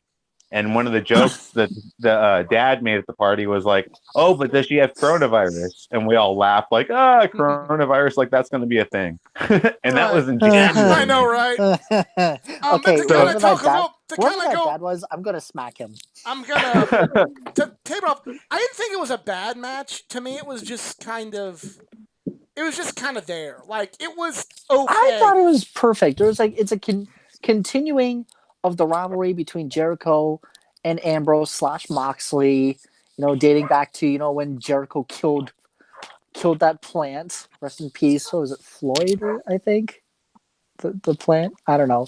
But I loved it. Everyone enjoyed it, especially just Moxley just finally feeling like he is the top guy that he honestly should have been for a long term in the WWE rather than his former Shield buddy. And Right. especially I don't know whether AEW was, or I don't know whether Revolution was still on the air, but he was doing like a little post match talk, and he's like, "This is some fucking good shit right here," and he just felt overwhelmed, emotional, just thanking everyone for coming out, I mean, and that's I cool. picked up like That's I cool picked up a moment, but I Moxley. feel You know, like the match I was actually- it was a decent match. It told a good story, but to me, it was just nothing. There's I nothing liked it. memorable. Not being in the crowd, and while I like Mox, he's not like I don't have the emotional attachment to Mox that other folks do. It's not saying, don't say I'm not trying to hate on Mox. He's just not my Hey, guy. easy. I remember the speech because they filmed it. I remember that more Yeah. than the match. Yeah, he goes, "What the fuck?" I remember that part. Yeah, I started playing it the was playing music. What the his music fuck? there. It was like, You remember what the that fuck? part. Yeah, everyone was laughing. It was like, technical difficulties. But Yeah, I but don't know, just in it's my like, opinion, I don't know what everyone was complaining about. I thought it was a great show, not just because I was there. I thought, start to finish, I thought it was great. I And thought it was a great Revolution? show, but I thought that was a just, great I don't know. match. I definitely just, I don't know. Just didn't. I didn't have the emotional attachment to that story. It was a great match, or it was a good match. I'm not going to say it was, great, but I appreciate that it was a big moment for Mox Okay. fans. I And appreciate it was a especially big just moment. faking the eye patch. That's what got everybody. Well, It's like, oh, my only he problem with faked it. that is that they did a spot where he kind of revealed that he could see from the eye patch in the Minoru Suzuki match. So I'm just kind of like, oh, Oh, I Jen, know. It's whatever. um, It's whatever, Cool. but I still. liked it. Yeah. I thought it was a great match, especially a great ending. For him to finally be AEW World Champion for majority of 2020, it was great. Yeah. And he was still keeping our spirits going. right. And especially when the pandemic started, he had to be, he was the one to reassure everyone, look, what we're going through is a tough time, but we're going to be okay. And for him to, you're AEW World Champion, you are basically the face of the company. You got to lift our spirits right now. Whether you were supposed to be someone we cheer for or boo at, he wanted to make sure that we still had our spirits up no matter what was going to happen. And especially when he was talking on the Brotherly Celebration of Life. Yeah, that was cool. Really got me. He's the guy to really just lift our spirits up. Whether Well- or not he has a great match. And I still thought Jericho Moxley, that to me was my favorite match of 2020. I don't care what anyone else says. And also honorable mention to the acapella group who sang Judas. That was awesome. And Yeah. a lesson learned to Right. anyone who wants to be in the wrestling business, please don't hire bands when you're going to fight because you're you're gonna lose. going to lose. Yeah, because Cody lost. But all right, now we gotta talk about a match that I put off talking about because it's Jedi and I's match of the year. Hangman Page. It's my match of the year. It's Miss Ace's match of the year. It's Michelle's match of the year. It's I mean, I'm not saying anybody's wrong for disagreeing with us, but I mean, come on now. It was fucking phenomenal. Hangman Page and Kenny Omega versus the Young Bucks, AEW Revolution.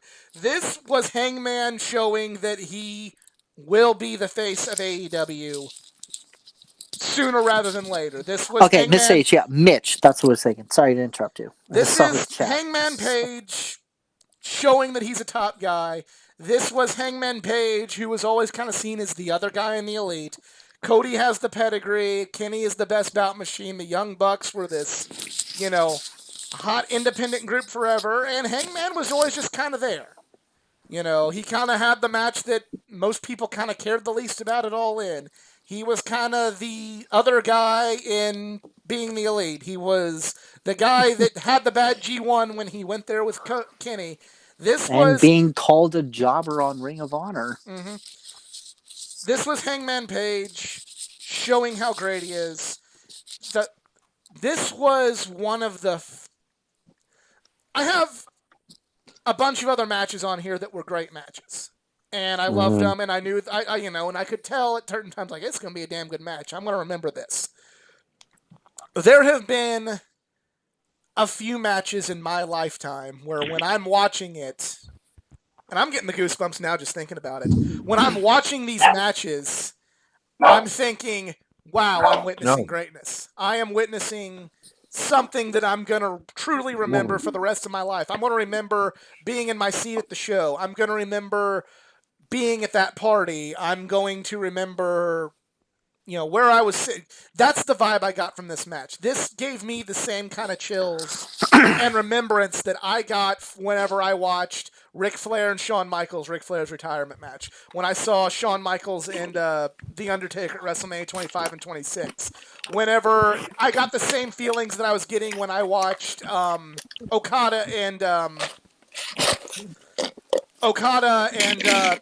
Kenny Omega at Dominion when Kenny won the IWGP title. The same sort of goosebumps I was getting when I watched John Cena and AJ Styles at SummerSlam 2016. The same feeling that I was getting when I watched Cody versus Aldis at All In. Just the goosebumps, the like, this is greatness, this is something special. Andrade and Gargano at TakeOver in 2018. I realized, like, wow, I'm witnessing something truly special in the wrestling business happen. And I'm watching it, even though there's 4 people in the match, I'm zeroed in on Hangman Page. I'm zeroed in on this guy shedding all the doubters, all the hate, proving that he's in a match with most of his elite brethren, and he's proving that he is elite in that match. And just masterful storytelling, and it's just awesome. Yeah. Good shit. Yep, Damn That good was shit. such good shit. that's right. Well, that is all of our matches, but we still got some awards to hand out here, my friends. Oh God. Oh, can I also just point out right now it is 12:20 on the East Coast, and we are less than 24 hours before we could say a big fuck you to 2020. Well, Oh yeah. it's Just 11:20 in pointing the. it out there. Yep. This is probably the longest episode we've ever It had is. of this recap show, but It literally on my end it says we started streaming 100 minutes ago.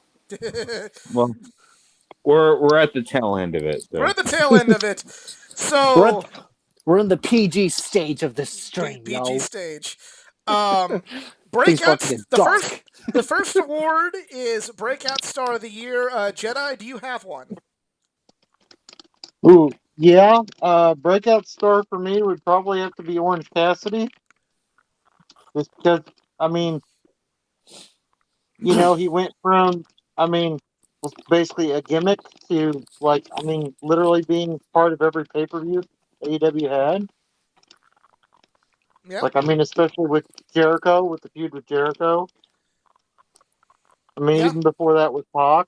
Just, yeah, he, Great matches with great match with Cody and Brody Lee as well. right. It's not like he suddenly, like, bathed in gold or something, but he definitely had a heck of a year. And kind of came out of nowhere for a lot of people. Okay. Eric, who's your Breakout Star of the Year? Breakout star. Okay, this is hard because I have so many picks. We have Darby Allin, Orange Cassidy, Sammy Guevara, Britt Baker, Thunder Rosa, which maybe not be fair, and The Fiend. Because honestly, if we're talking about 2020 and you're going to talk about the wrestling world, The Fiend dominated WWE. Breakout star as far as just overall.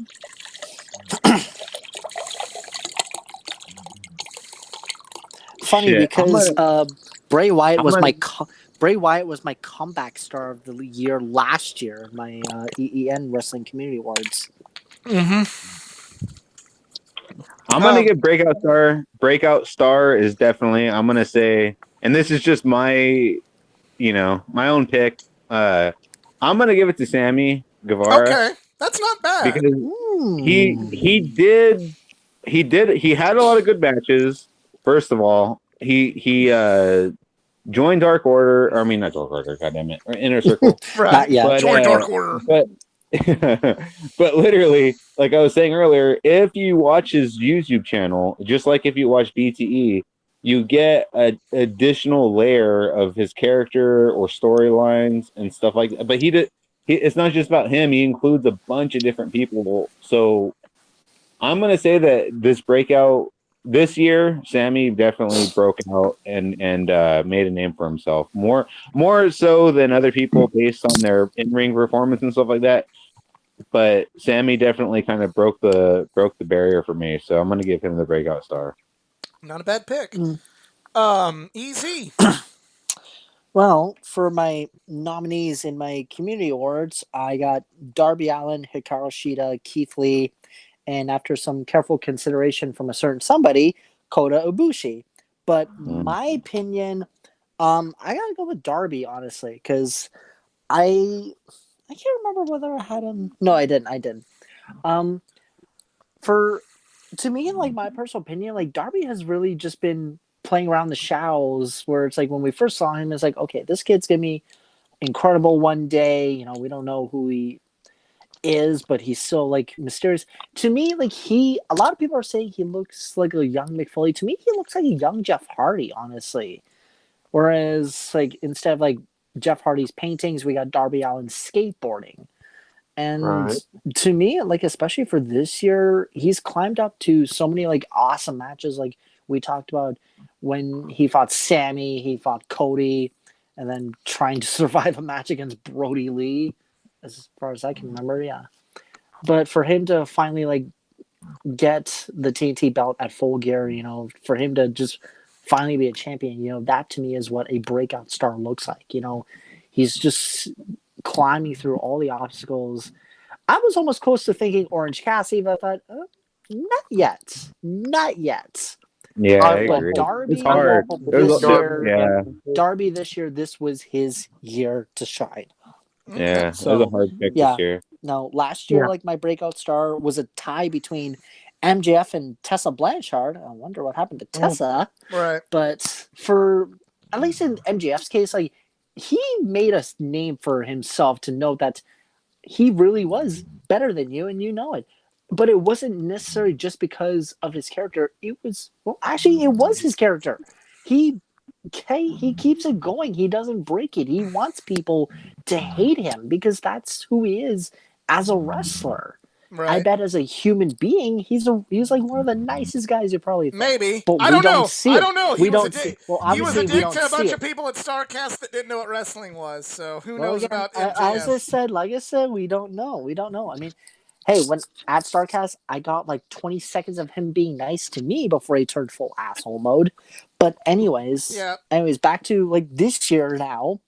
Darby, Well- this was his year. Despite everything going on, this was his year, and I really hope that 2021, he's really gonna shine out there. So, Darby, you are my breakout, buddy. Now, see, my breakout star, I'm kind of looked at this a little differently. I went with, and I noticed someone in the chat also says this, I went with John Silver.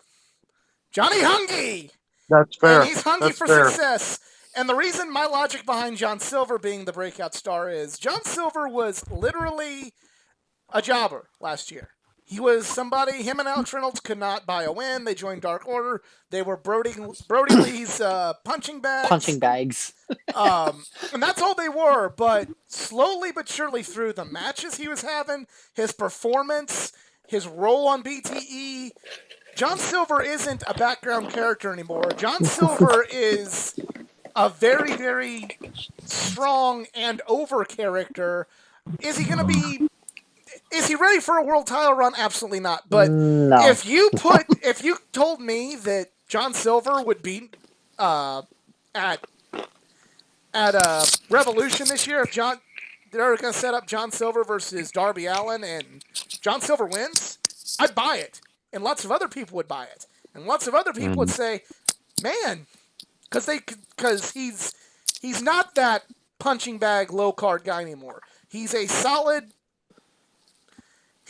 mid card guy with an upswing. With the And we definitely that saw upside. and we definitely saw it tonight on just how Absolutely. committed he is to not just Dark Order but just the business itself. Right. Because you just really can't help but feel like, man, this guy, he honestly can't catch a break, especially with the death of Brody. It's like, who knows on how much training and what Brody was going to carry over to John Silver. Maybe at some points there was a plan where he was going to be more hated than Brody, but who knows? Who knows now? But The next either way, is either way, he was still Concussion City's #1 patient. well. Speaking of concussions, actually that's a bad segue, but maybe there might be concussions in my segue. Most improved Jedi. Do you got one? I do, but only like. So this was difficult because usually most improved would be most improved in the ring. Mm-hmm. Like to me, when I hear that, I think, oh, someone who's gotten better with their in-ring work. But no one jumped out at me as like, oh, well, they've really perfected their craft in-ring so much necessarily. So I ended up going with people who improved their character. So with that kind of sort of vein, I kind of have two, and they kind of almost might fall more in the breakout category too, but whatever. On WWE side, Keith Lee had a great year. Mm-hmm. I mean, starting with the Royal Rumble and just rolling on through. I mean, he's had a few downs, but he had a lot of ups. And on the other side, as far as AEW is concerned, honestly, I feel like Brody Lee. I mean, Yep. look, look where he was and what people who just watched WWE would consider, and where he was at the top in AEW. I mean, there's just no comparison. And No. yeah, Right. it was just fantastic. Short-lived though it was fantastic. That is true. Yeah. Mm-hmm. Eric, you got one? I'm gonna say for the same reason, not because she had necessarily had the best matches, because I haven't seen the best match yet. So far, the matches, in my opinion, have been kind of garbage. But the character work definitely goes to Britt Baker. Actually, yeah. Fair. That's I fair. can go with that. Yeah. Yeah. Definitely much better on the bad side of things, and the role model stuff and the stuff with Tony was just top notch. Her and Tony are comic gold. They're Yeah. so funny together. Yeah. And how she's always like calling like Tony's like her little her little unofficial best friend. I love it. They're hilarious. But she not only the role model stuff and just her getting hurt and blah blah blah, but also her promo work, and ever since she turned heel from the Jericho Cruise, I guess really. Yeah. She just definitely had a most improvement, because before that she was just kind of bland. So Yeah. Oh yeah. EZ, your most improved for the year. It was kind of unanimous, but I did have a list. But up until the worst news over the holidays, it's unanimous. It's Brody Lee as like in my like comeback start of the year. Like to think like, and here's the reason the whole reason he joined Dark Order was he wanted those guys to get over, because it literally was a joke. We can all agree that when we I think like first saw as Dark a Order, whole, like we can say who the that hell are these guys? we can say as a whole Dark Order is most improved, because they went from the what the hell is this shit to with Mr. Brody, with the breakout of John Silver and they almost kind of went Anna the Jay inner on they almost being the went elite. Actually, in a way, they went the inner circle route, where it's like we boo them in the ring, obviously, but they're also kind of fun when they're on the microphone or they're on Being the Elite. I think that's what also got them over, was when they did the BTE sketches. Right.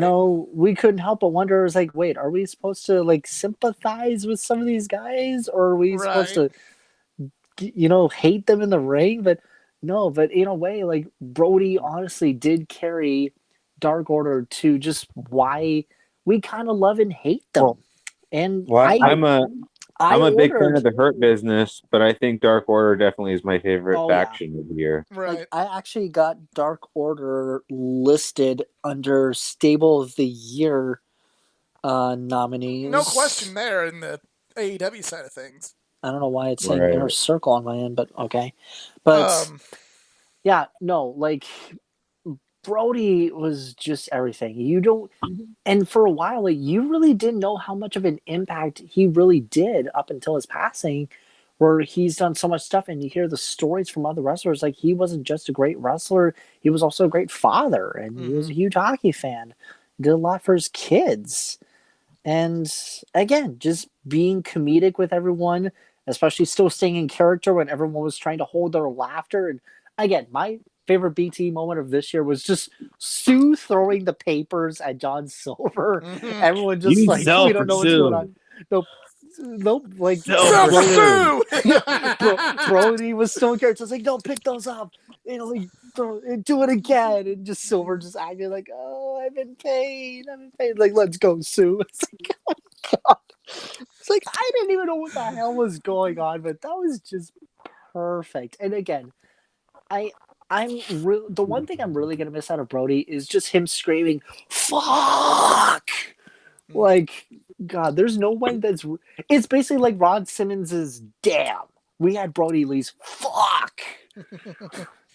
God rest your soul, Brody. I'm really gonna miss you, man. I really do. The Fireflies are out for you, man. Well, I don't know how I can really talk about mine now, but I went with Sorry, I'm in the moment. my most improved. I went with El Desperado from New Japan. Okay. He had a really good match with Tomohiro Ishii. Had some great matches in the junior division. I think he could. Again, that's kind of another reason why I kind of have my beef with how New Japan's kind of, like I said, booking the Bullet Club stable at the expense of some other people, because you're seeing the juniors look really good. Guys like Hiromu and El Desperado, and yeah, he is in the Bullet Club, but he could be a bigger star in the Bullet Club than what they're making him with Ishimori. I was going to say, wait a minute, he's a Bullet Club guy. But they're putting him at the expense of fucking Evil and Jay White, Yeah. who both suck. So, or at least are not on his level. Jay White's stuck in New Zealand right now, so you're okay. But anyway, just El Desperado's really, really good. There's a lot of great undercard talent, but we got to keep Hopefully we got to Wrestle keep Kingdom using the 15 NWO. will I get mean the something Bullet good. Club, because we got to ignore the great talent. Like it's literally like the. It's WCW 99. Hey, here's this stable that's worked for so long, but its best days behind them. Here are these great cruiserweights. Can we bring them up? Hell no! Let's use this stable that's been working. It's going to go away. We got Rey Mysterio and Billy Kidman. When did the NWO form again? Was it 92? I know it was Back to the Beach, but what year? 96. 96, okay. Yeah, 96, yeah. It's got, Hold on. but for me, it is El Desperado is on the fucking upswing, and while I don't have the emotional attachment, like bringing up Brody Lee, who's very worthy of this honor. I'm going with Despy. Guy's got some star power. Before we go any further, sorry to go off topic because ADHD mind. You're telling me in 3 years they found a way to ruin the NWO? It was just kind of like, okay, like they've done everything there was to do, and then it's like, well, okay, there's other stuff. Why do we keep using this? Like, let's end it, or let's scale it back, or let's do something. No. This is the damn NWO. We've had tag teams and stables that have lasted longer than the original NWO. Bullet Club the NWO kept on adding people, and eventually it was like, dude, it's not the original vision anymore. Okay, so it was basically like half the roster was the NWO. It's Michael Bay's Transformers. It wasn't the original Transformers. I don't give two fucks about Transformers. Sorry. Well, yeah, but my point still stands. Yeah, I know. And it got so far, and like you said, it got so far away from the original idea of the NWO. It's like, okay, it's not even like fun and fresh anymore. And that's very much the Bullet Club. It's like, it's not even fun or fresh. It's just kind of, it's a logo. At the high points, especially when we were at All In, they were still everything we talked about. And this group had founded in 2013. That was 2018! It's done! R.I.P. Move on! Yeah, but I would honestly say that after Kenny left, that was like the third generation. Yeah. That was it. Well, Kenny was the fourth leader, I think. Yeah. Kenny was the third. Well, it was Balor, then AJ, then Kenny. Yeah. But literally true. after that, and the Elite went off to better, bigger things. Everyone followed them because they were the big show. Nobody cared about God. Nobody cared about Jay White. Nobody cared about Kenta. Nowadays, you No, know what I mean? and, Like and, and this Dude, year, they and keep I no feel one on bad. I'm cares. trying the only to. No one one that cares does. about evil. No one cares about evil. It didn't work. It is, Yeah, shoot your shot, but your shot airballed. That's about the most sports I can tell you right now. but now that it's like in its fifth or sixth generation, now it's like, dude, why do you keep doing this? Like, just They're let it go. again, there's so many other great talent. Rebrand it. Do Well, something else. Change the so what mission Rebrand. about statement. Lij Yeah. and Chaos? Lij's still more fresh because it's No, so I simple. agree. I agree with Easy. Why? Like same thing. Yeah. They should. If They we, should because they're Chaos just is- as old, if not I'm not trying to older. start an Cha- argument, Cha- but it's like if we're gonna bash on Bullet Club, wait a minute, Lij and Chaos, they've been around at the same time as Bullet Club. Needs to be gone too, but it's like the only But thing. Bullet Club has that stamp of like. So just for It's the example, merchandise. Let's face it. It It's- that's really all it is. is. My Do you want to want talk my about a wallet. real T-shirt My company? freaking wallet is the Bullet Club.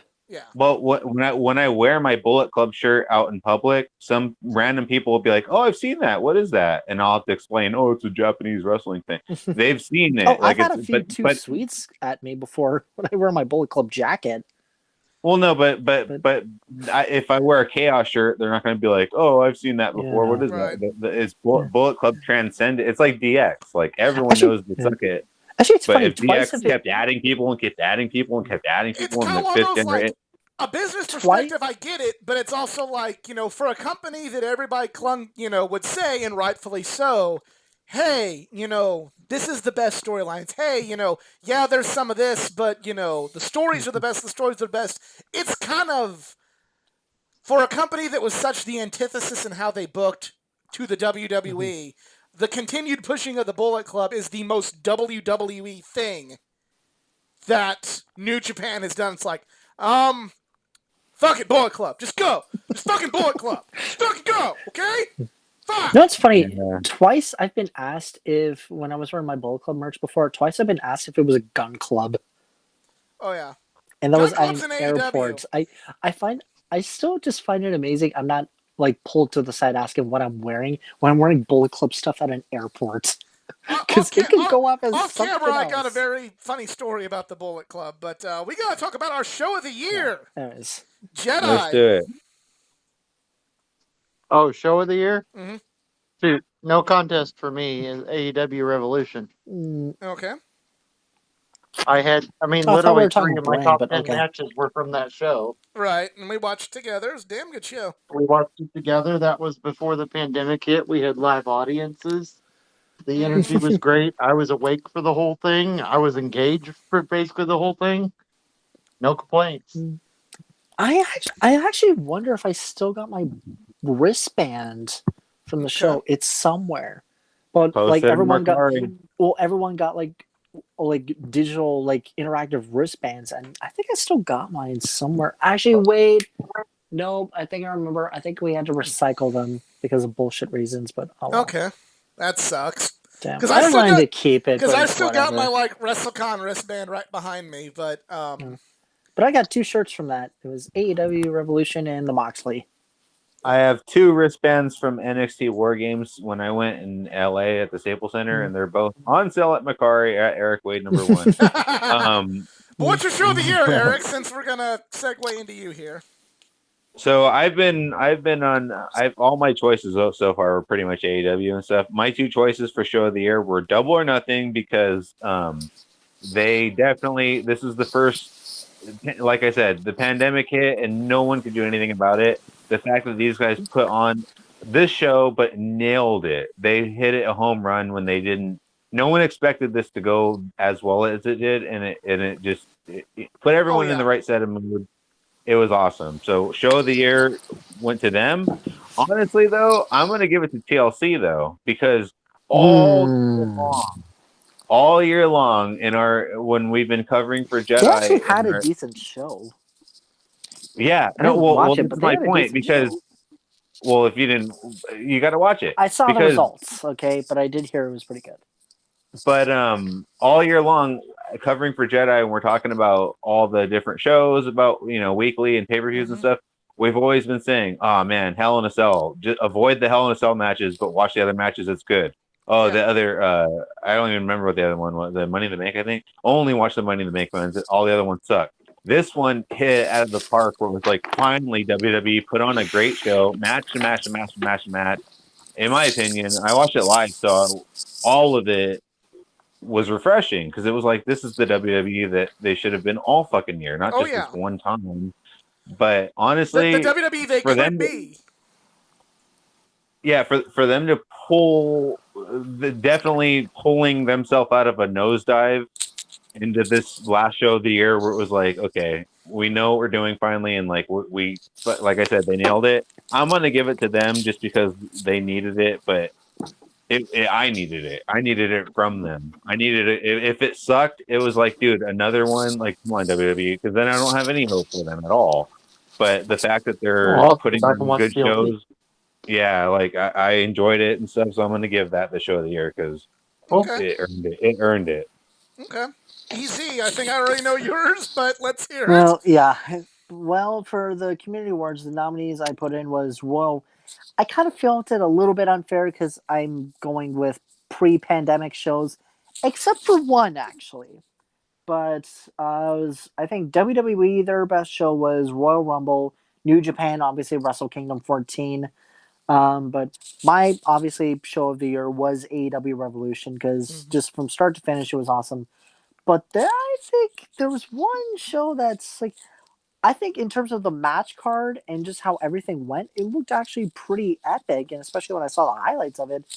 NXT War Games. I actually thought like they did a pretty decent job, even though we kind of bashed on WWE has no idea what to do with War Games, except for the first one when they revived it. But And even that is another rant for another day on how they Yeah, just don't yeah. understand what War Games means. But NXT still actually pulled it out of the park. You know, you had a good matchup between like Undisputed Era and Pat, whatever the hell he pronounces his last name. I don't care. But honestly, like they did okay. But again, like I said, in terms of who I truly believe it was show of the year, it's gotta be Revolution. And I really hope like That's what 2021 Jedi said too, is right? pretty good. Jedi Yeah, chose Revolution. yeah. I Do chose you guys Revolution think? because obviously, like, well, hey, I was there. It was a great show from, like, awesome. Well, let me wait until everyone's finished. But yeah, I don't know. Revolution. I'm gonna put that thought. I really can't like add anything more to what Jedi already said. Revolution was awesome, and let's hope 2021 will it be better than last year. No, because again, we need fans. We Right. need more fans. But you know, just being there, it just felt incredible, and especially that this was the pay per view after Full Gear 2019, which I was at that one. It was great, but it wasn't the best. But Revolution was a huge improvement, and you know, honestly, I hope 2022 Revolution will finally be just awesome. I'm not Right. saying next year's gonna be bad, but I'm just saying in terms of when we'll finally have actual fans in an actual arena, maybe in Chicago or somewhere else, Cleveland. I think it's gonna be pretty epic from Okay. where it goes at this point. Please come to Cleveland AEW again. Come to St. Louis. You've had your fucking AEW show. Ours got canceled for a They pandemic. promised us a pay per view. They said after We haven't even got gotten fucking Dynamite. Before you can get anything, we get No something. kidding. Fine, you can have a pay per view. You can have Full We can Gear. have everything. We can have fucking everything. We're owed it. Damn it. I know Double or Nothing is gonna be back in Vegas. Like that. No. Contest. You guys, you all East Coasters have had all your AW fix. We need a goddamn Right. Oh, outside yeah. of Vegas. California still on- doesn't have an AEW So I got a show of the year I gotta talk about. Los Angeles needs a goddamn AEW Okay, show. well, you guys were supposed to have a show in Ontario, but unfortunately that got Yeah, postponed. ours, like the weekend, like the month before we went on lockdown, we were supposed to get AEW in St. Louis. But my show of the year is different than all of yours. I went with AEW Full Gear. Okay. I feel like it was, again, I got 2 Revolution matches, and Revolution was phenomenal. It was kind of like the last bit of the real world before the world changed.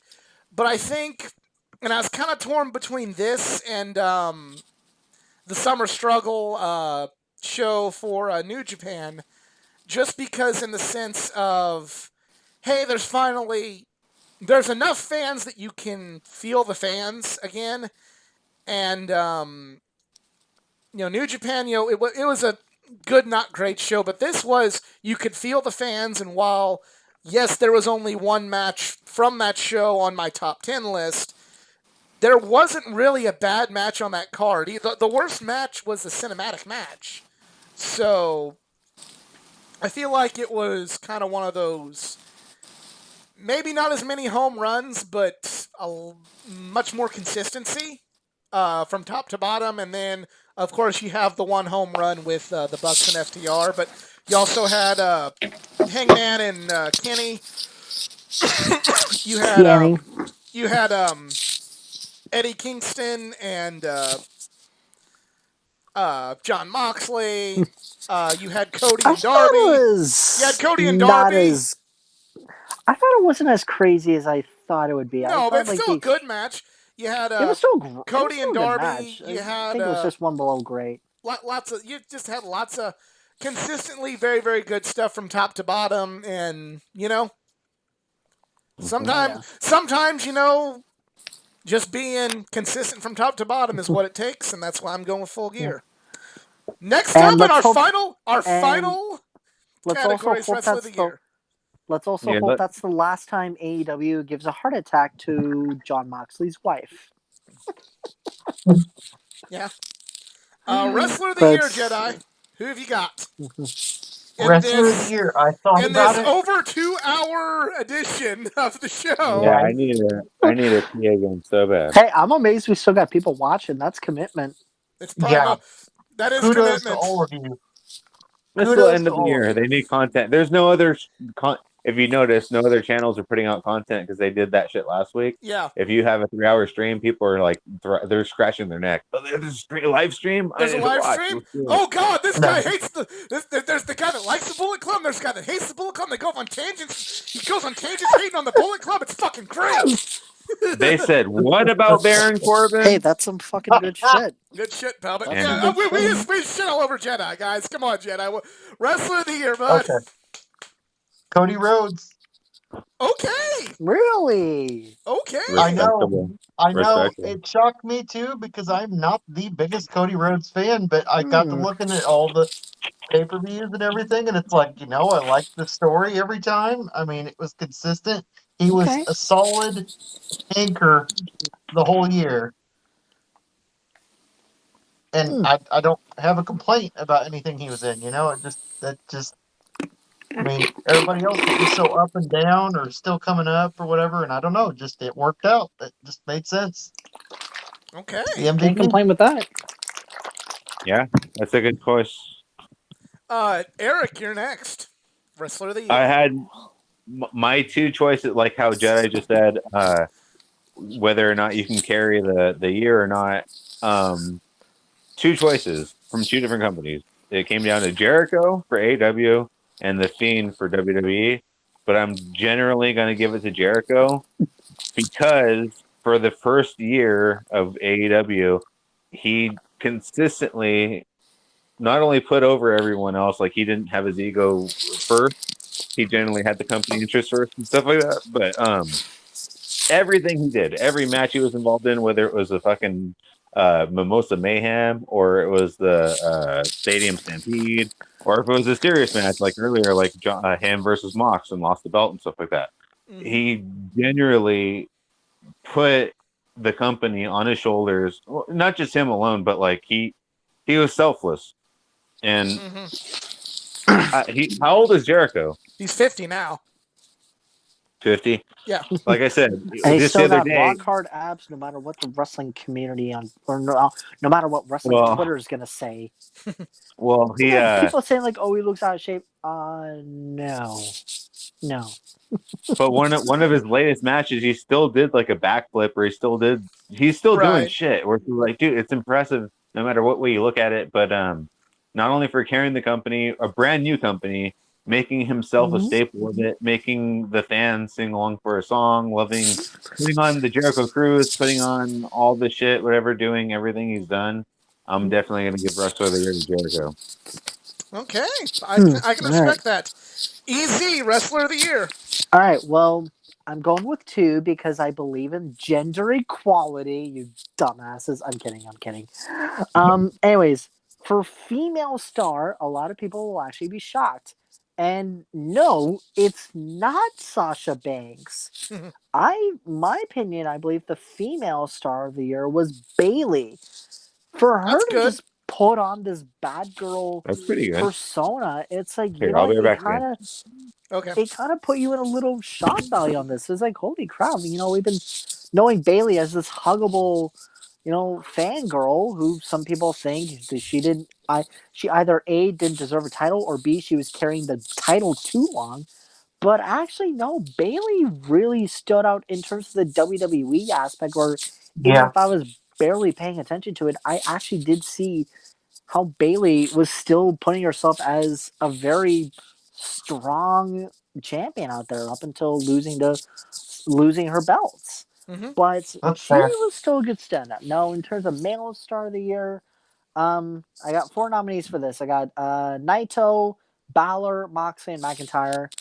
And well, again, I don't feel like a fanboy or stand for saying this, but I'm going with Moxley. And I said it before when we were talking about our top 10 matches.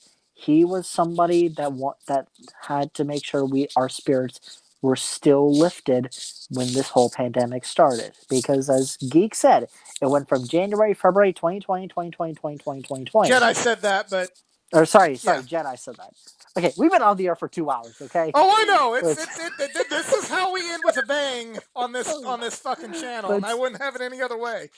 But yeah, and well, it beats repeating itself, honestly. Oh, Like yeah. Moxie made sure to Okay. keep ourselves going, no matter what. And that to me, it's not just putting on great matches. It was someone that had to keep their character building. Now, obviously, we're not insiders here, but you know, from what Moxie has done, he too, next to Jericho, was putting AEW on articles like Sports Illustrated. When we talk about AEW, he was on one of their articles, or all the other. I guess I don't know. Again, it's late for me. I'm trying to think of all like the other sports stuff, but I feel like I might mix that up for the other company. But again, Moxley really he made us have matches that was honestly such good shit. That's what he was. Did you He choose made Moxley? sure that Yeah, this he chose year Moxley and Bailey. Yeah. I agree with Bailey Mox. is Bailey is one of my nominees for female superstar next to Shida, Iro Shires. I hope I said that right, and Thunder Rosa. Okay. Yeah. And Thunder Rosa actually saw my tweet. It was like, holy shit! I didn't even mention her on the That's still handle, pretty but cool. she saw my tweet. That's awesome. So my I think she'll have wrestler of the people trying to year. vote for her. I did really consider John Moxley because of all the aforementioned. He put a company, you know, everything that everybody mentioned. He put the company on his back during an unprecedented time. And, you know, not getting too insidery, but, you know, the rating when John Moxley was on the show, the ratings reflected it. And, you know, he did carry the company. He carried it well. And I'm not taking anything away from that. My wrestler of the year, and that's not me saying that John Moxley doesn't deserve it, because I feel like if you don't feel like a lot of John Moxley fans think I don't like him, but you know, it's the ones that are in the Mox Nation's gonna come after you, buddy. Well, my I wrestler. kind of feel like he'd be most improved because he kind of elevated himself more than like the company. Right. But it's all debatable. Like he's Yeah. definitely a respectable choice. But anyway, go ahead. And come on, Sorry. he took an eye for us. Well, my wrestler of the year, I went with Minoru Suzuki. I feel like for a company that, while I feel creatively has definitely gone into a slump, excuse me, I feel that consistently the best performer in the company that is known for having the best wrestling the best matches, again, not quite fully down the Noah rabbit hole yet, but in New Japan Pro Wrestling, the most consistent performer was Minoru Suzuki. This was, maybe all of his matches didn't have the star ratings of, Ibushi or Okada or Will Overrated. I mean, Osprey. But I think this year's star ratings kind of went out the window because it was like, yeah, especially But- this year. he consistently, especially throughout the G1 climax, could always be depended upon, no matter the opponent, to have a great match, be it, going from an Ibushi to an Okada to a Jeff Cobb, people like that. Then his matches with Shingo, his matches with Nagata, match with Moxley, just, how he was able to add more to the multi-man matches he was a part of. Minoru Suzuki was the guy who helped carry that brand, and it just, I feel like he definitely he was my wrestler of the year. Maybe he didn't carry it as a champion or as an ace, but I feel like as far as a company that, in my opinion, went from being my best thing that I liked, both storyline-wise and in the ring, to very much taking a hit on both fronts, but mainly with storylines. This is the guy that kept getting me excited to navigate my way through a very, very hard to follow streaming service, and kept me excited about New Japan. So, Minoru Suzuki. And that's it! Finally! I think everybody's No, we have more, right? No, There's we're more? done. That's it. Oh, There's more? We're No. not going to talk about Dynamite tonight. I'm kidding. Oh, we didn't go over TL. We didn't go over the what was the pay per view? TLC? Oh yeah, that was it, right? yeah. No, we did Are we go not gonna- TLC. Just kidding. Are we I'm not going to gonna- go my- the Mania route? We could do like a 6-hour live stream. Oh, My jeez. bladder will explode. Guys, you're Yeah. in for a treat. That was just the pre-show. Now we're in the main event. It's like sitting through Mania.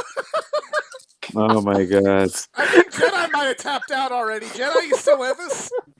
He's on mute. By I some saw- miracle, Oh, yeah, there I'm you still go. here. All there it right. is. Well, we gotta sign off. We appreciate you guys taking this journey back through a difficult year. It's been a difficult year for all of us, but this is what got us through.